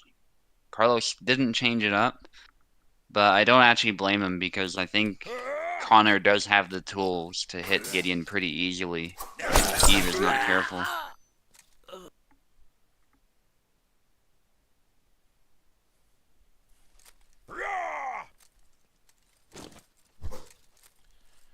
Dab attempt doesn't quite land. Good feints from Eve. His feinting game, it's something that he really likes doing too. It's been really good in this tournament.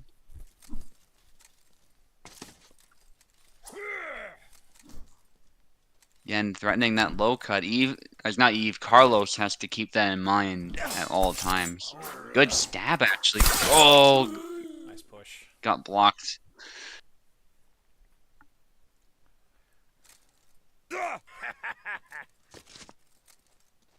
One. Carlos, I think he was looking for a push. That's a nice double. Eve trying to punish that wide swing out of measure, but in doing so, he stepped into the second attack.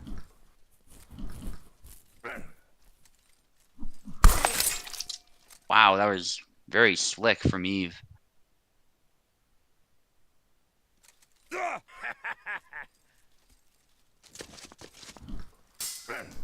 Big cut from Carlos, and that's the Highland Charge, I think it's called. That specific attack, something like that. It's very high committal and leaves you exposed. Carlos says I can leg cut too. But Eve with his really precise footsies. Snap cut, nice leg void from Eve. Perfect timing with that. Another leg void keeps him safe. Push, but not the right time for that.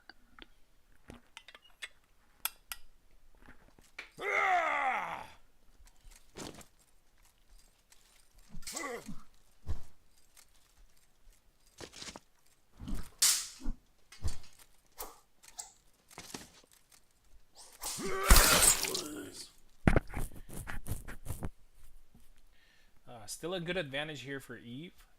3 flags overall, but this set is quite disputed. And if Carlos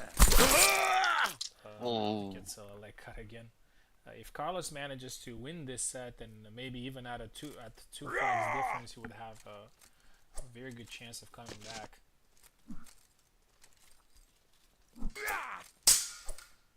Clash of stabs. Snap cut. Another snap cut.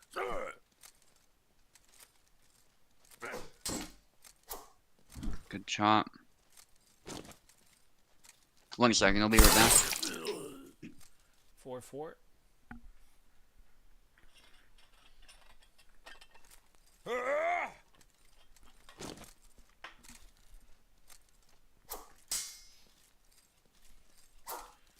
So this is a pretty important moment because if Carlos manages to get the lead here, he might be on the path to a comeback.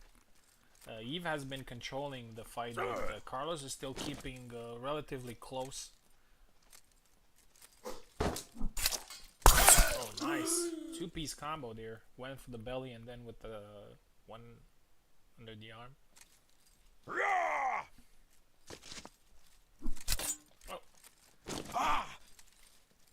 Ooh. Oh, nice. Come back, Carlos. 6-4, and if Carlos wins this with this flag, we're gonna have a completely even tiebreak with 3 flags each.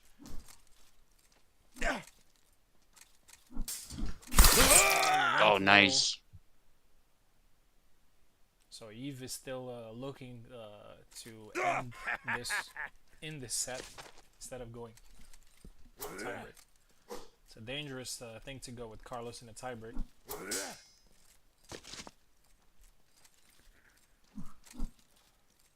Ooh, Carlos calling him out there. Big swing, but dodges it.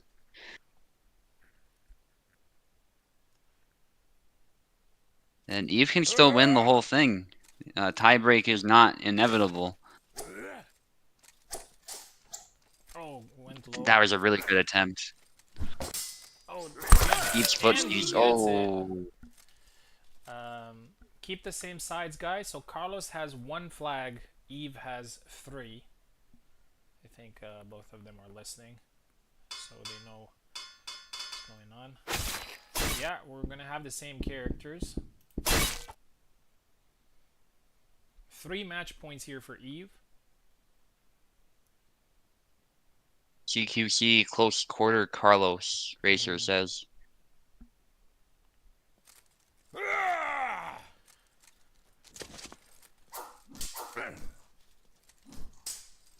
Bit of an exchange there. Carlos is gonna really tighten up his game, I think.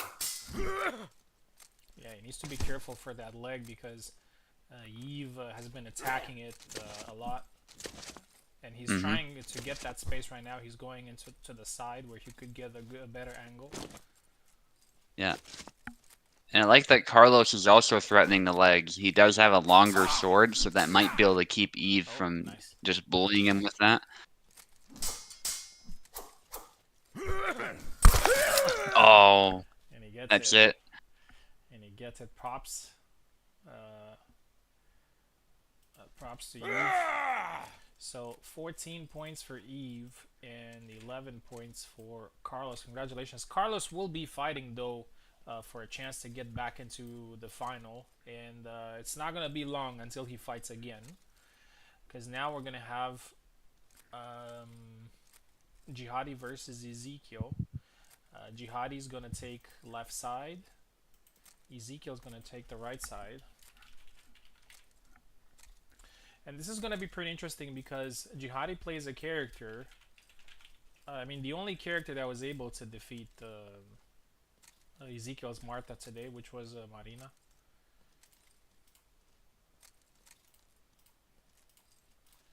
There's Jihadi. Here's Ezekiel. I'm pretty sure Ezekiel wants that rematch with Carlos. And by the way, whoever wins this fight will have to fight again. Fortunately, we don't have any other fights left, so a little bit of pressure. But this is we're making good time. Yeah, this is a very important match because the winner of this one will have a guaranteed top 3 spot, which means, as I said, a lot of things.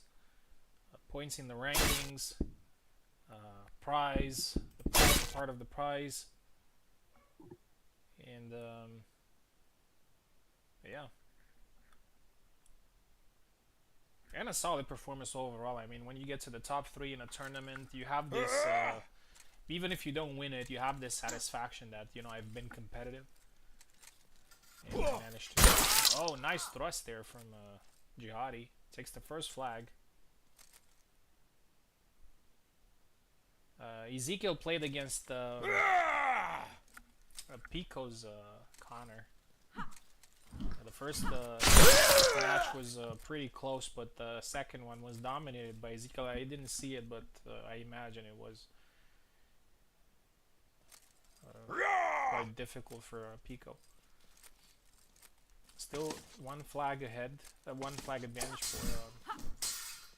for Jihadi. Mm-hmm. I'm surprised he didn't go 1-1.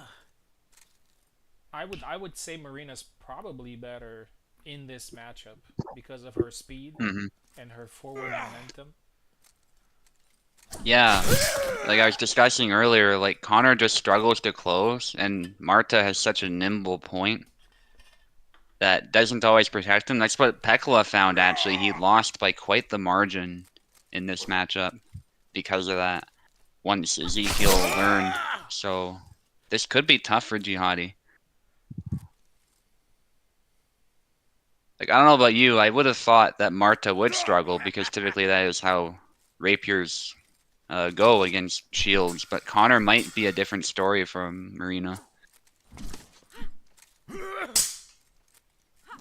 They use shields, but I think fundamentally they're both quite different as far as how they play and how the matchups go.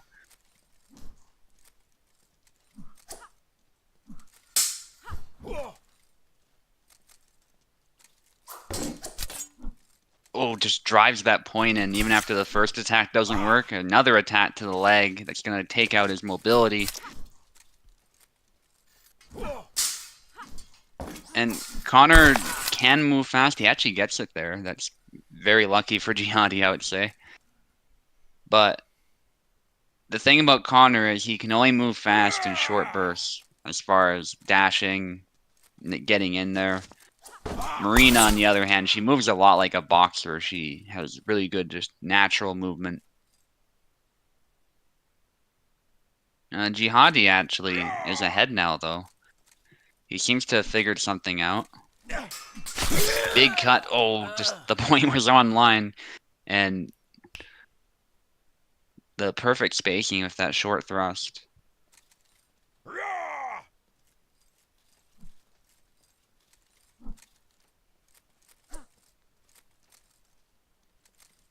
Got a lot of slow attacks they can get trapped in. Yeah, Connor is tough to use if you aren't prepared for that.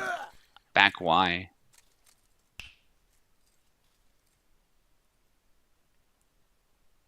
In the grand scheme of things, I would say I've also barely played him. His dash move's pretty bad. Yeah, I could see that. Marina's dash move, on the other hand, is pretty good. Even in this matchup, I think it kind of struggled, but it was at least able to cancel out some of the attacks from Marta the thrust. But that back Y, yeah, it goes straight to the head. Ezekiel knows how to do that.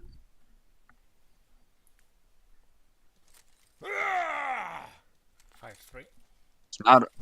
It's not over for Jihadi yet, but he's gotta figure something out.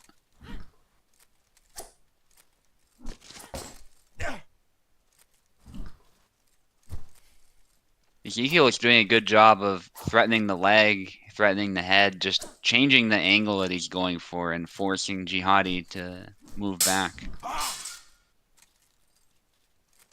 And this is what you do for rapiers, you keep distance and use that point.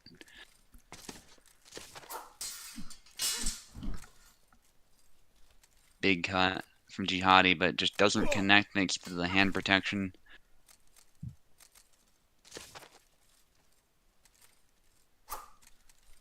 High guard from Jihadi. Ezekiel says you gotta watch that leg, though. Good movement by both of them, but yeah. There it is again. Ezekiel really knows how to land that move. And Eve says he really does not want to fight Ezekiel. blade beat, but again, Marta does a good job of recovering from those. Low guard from Jihadi. He wants to come up. That was a risky move, I think. Nice. Ezekiel is a very tough nut to crack, and he's on point with all of his attacks. Congratulations to Jihadi. Very close to that top 3 spot, but 4th place in such a tournament is definitely something to be proud of. So congratulations. And now we're in with the top 3 players of the tournament. Eve is waiting in the grand final, and Carlos and Ezekiel are going to fight again. Carlos barely managed to win the first one. He had a little bit of a comeback. Now it's just one match.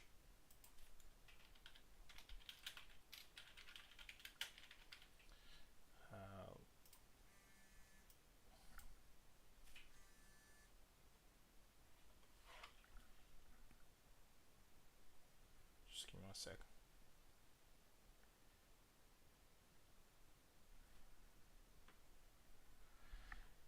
Okay, let's get Carlos in.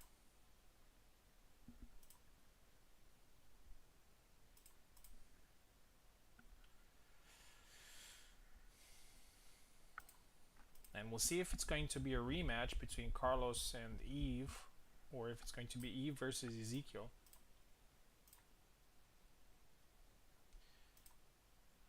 Ezekiel has the chance to get his revenge.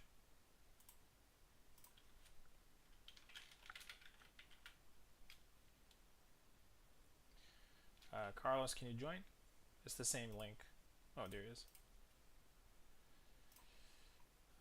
Okay. Here we go. Best of 1. Only 1 set.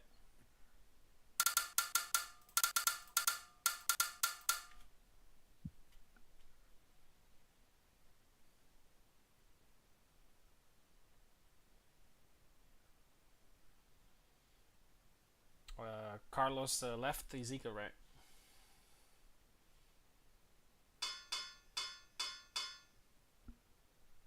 Yeah, same pick that worked for Carlos last time.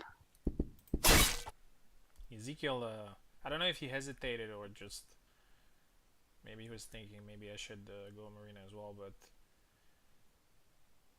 yeah. Yeah, I think Marta's sensible. It was so close. Just go with what you know. But I also don't blame him for considering the shield. Oh, Carlos missed good the recovery. opportunity there. He was very close on getting, and Marina does have the possibility of follow up. Yeah, and it does feel like fighting a spear, to be honest. Yeah, I guess the main thing a spear would also have is the ability to knock a sword aside. Yeah. But yeah, otherwise it is kind of similar. You're 100% right. Yeah, a spear would be even heavier.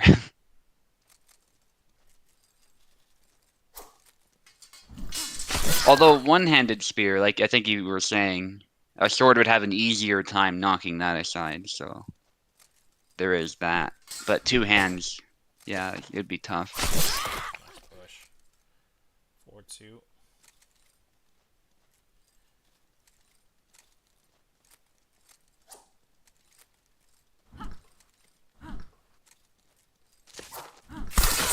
Oh, just didn't time the back Y, I don't think. I think that's why Carlos was successful this time. Yeah, easier said than done, though, sometimes to react to that move. No, double. Carlos impaled himself, but also landed an attack of his own.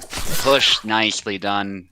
Ezekiel did great there, just switching it up out of nowhere. I think Carlos expected him to continue maintaining distance, which with a rapier is usually what you want to do. But a really good rapier player can also just close in out of nowhere and push you or grab you.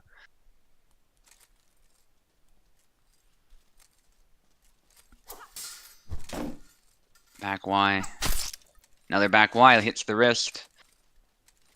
Carlos waiting for that opportunity, and he finds it there despite being stabbed a little bit. Yeah, Tao calls this the wall of pikes when Marta is... Oh my goodness, the sidestep. That was amazing.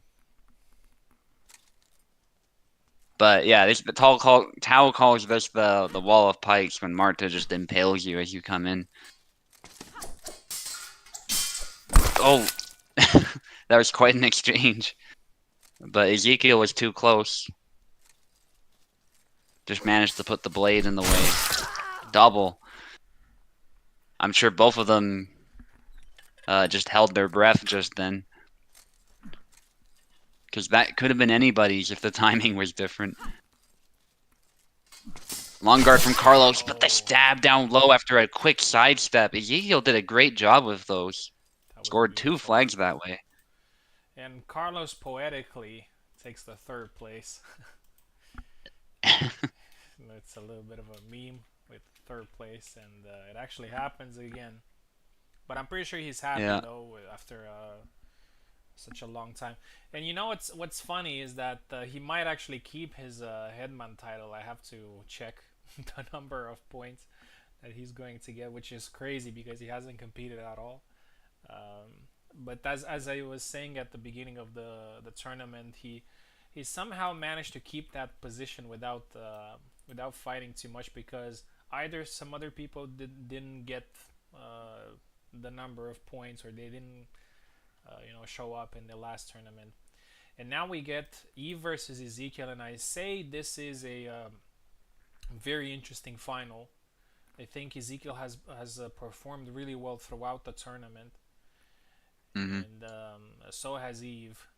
And it's going to be very interesting to see Eve's pick here. He does have 2 lives though, so Ezekiel has a lot of work to do. That's what happens when you come from the lower bracket.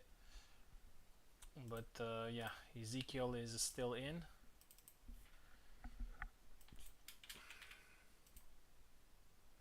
And this is for the first Racer sword. says, go Evie. This is also for the first sword title. And Ezekiel hasn't held this title, although he's second in rankings and has managed to get a lot of good performances. He still hasn't got that title, so we see if he's going to get it now. But he has a lot of work to do though against Steve. Needs to win a lot of sets. Eve taking left side, Ezekiel taking right side. It's going to be really interesting to see Eve's pick. Most probably is going to be Barabash. Yeah. Because Getty is a walking target for Marta. And Kalk is also a walking target, so both of these 2 characters that he likes to play are quite weak against her. Barabash has probably the best chance.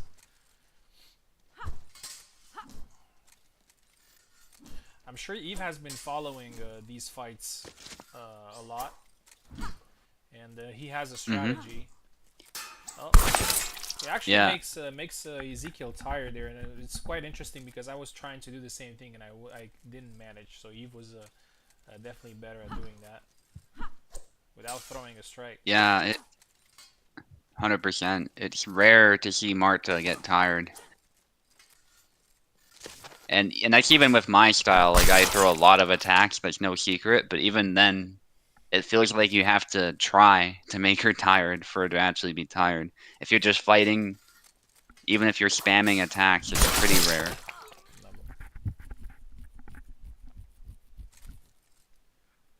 Yeah, Racer loves Umbreon. You're saying go Eevee. If you like Pokemon at all, you'll get that reference. Yeah, shiny Umbreon's great. Probably the best shiny out of those.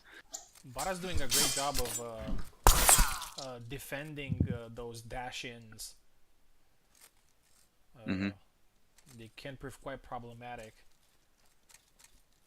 Yeah. He's doing a great job here.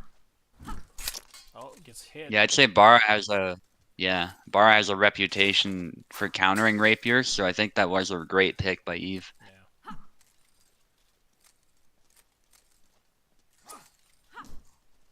I think even with how good Marta is now, I still favor Bar a little bit. Yeah. Another double.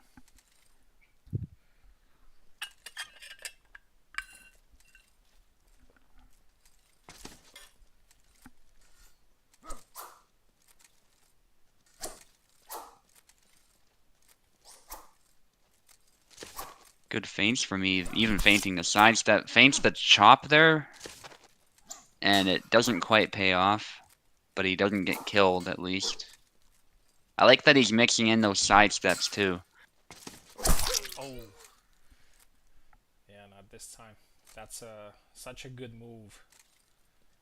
Mm-hmm. Because There's, Ezekiel tries to play, on the back foot and just try to catch you in, but suddenly he burst attacks you with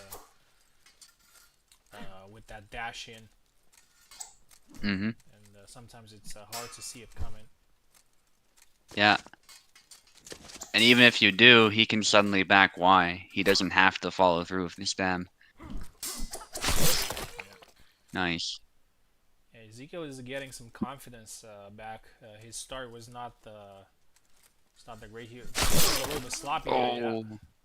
As I said, Eve with the telegraphed push intention. It looks, I don't know, it looks Yeah. very funny. Yeah. Especially when Bar is just staring into the opponent's soul. Yeah, so Eve is trying to do somewhat similar to what I was thinking, which is try to use the maximum range, and the maximum range is the chop Mm-hmm. for.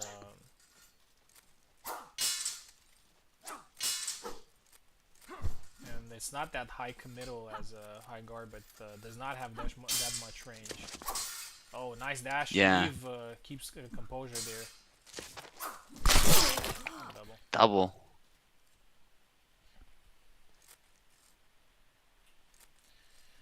There's also something else that comes into play in these double elimination tournaments, which is the winner from the winner's bracket has fought fewer fights, and he's still a little bit, he's still fresher. Mm-hmm. But nice one. But when you come from the lower bracket, you have to go through a lot of stressful matches, and then you have to climb the mountain back. Nice chop. So we'll see if that is going to wear Ezekiel down. Again, nice counter.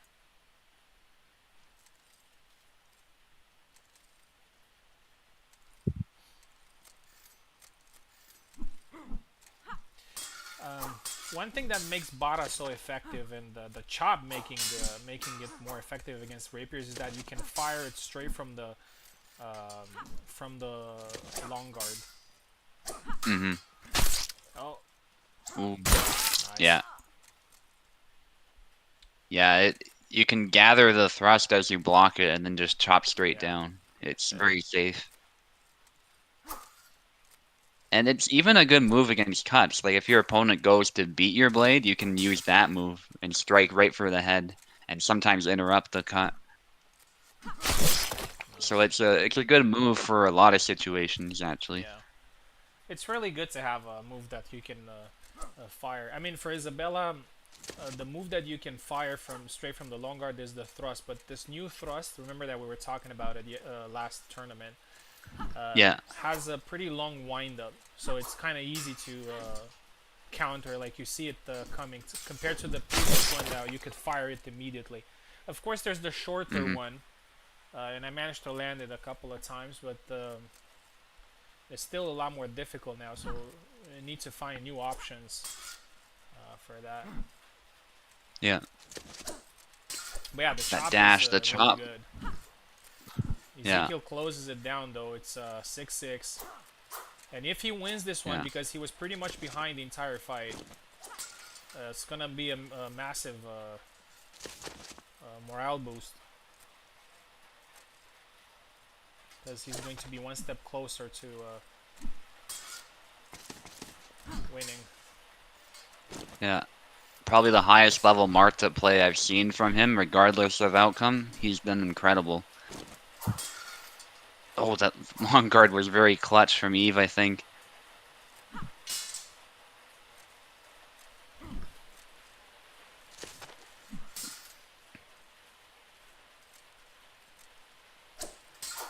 First attempt, nice chop, doesn't quite land.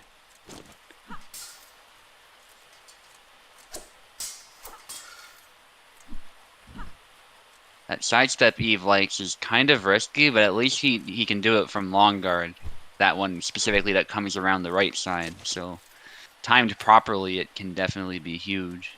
The one from neutral guard where you dash to the other side doesn't come from long guard. That was a nice chop from Eve.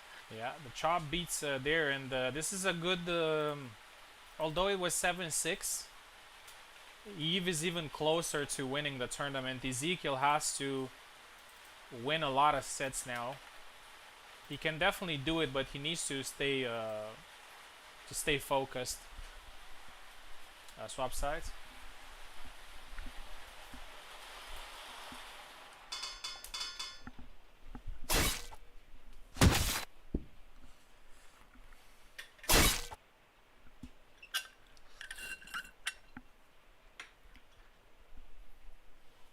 Are you camping and where's that rain coming from? I'm actually not hearing it, but it might be coming through in the stream. Yeah. Yeah, which would make sense actually.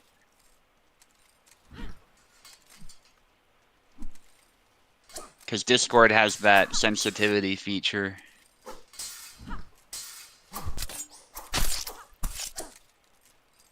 Thousand stabs there. Bara keeps his sword up though, which is great for Eve. Yeah. Yeah, it was also good that the stab didn't hit center of mass, I think. It hit the left arm. Little dot of blood there.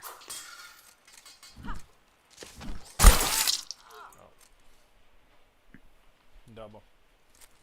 We're surprisingly loud on the mic. I see. Yeah, Venator's having some summer storm where he's at. Yeah, just close the window, so probably I got close to it. First flag there for Eve. Yeah.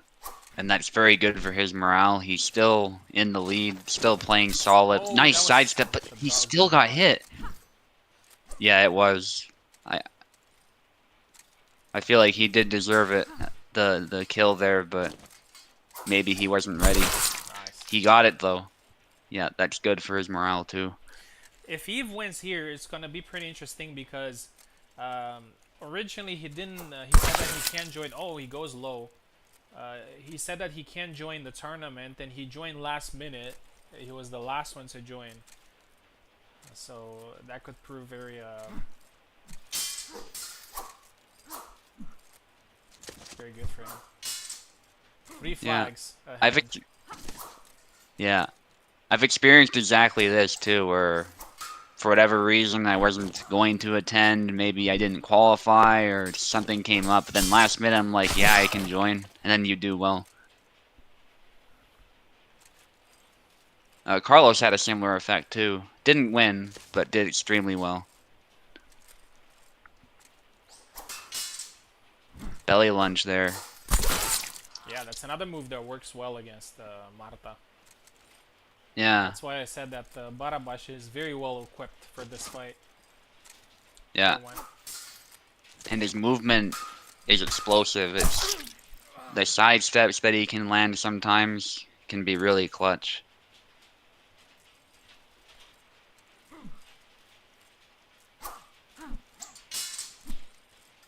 Ooh, that chop was very dangerous for Ezekiel. Tries to move in good distance from Eve. Threatening the sidestep.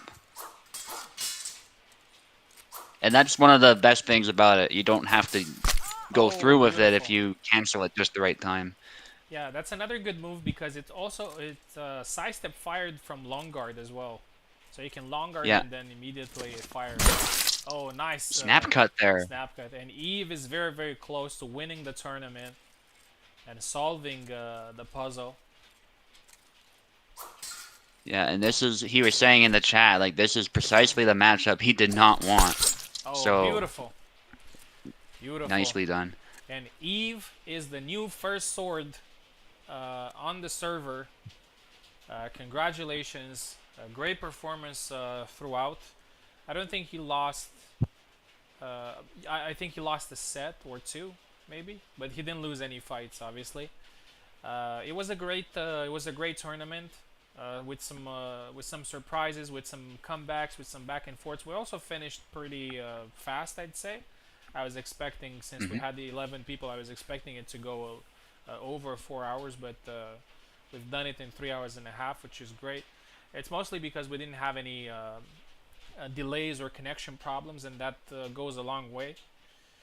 Thank you everybody for competing. That was the last tournament of the season, so we're gonna see some shift in the rankings. And Subu, thank you very much for helping out with the commentary. I'll see you guys next week. We'll see what other concepts we're gonna bring in, or if we're gonna do another classic tournament. We'll see. Have a wonderful evening, and I'll see you guys next time.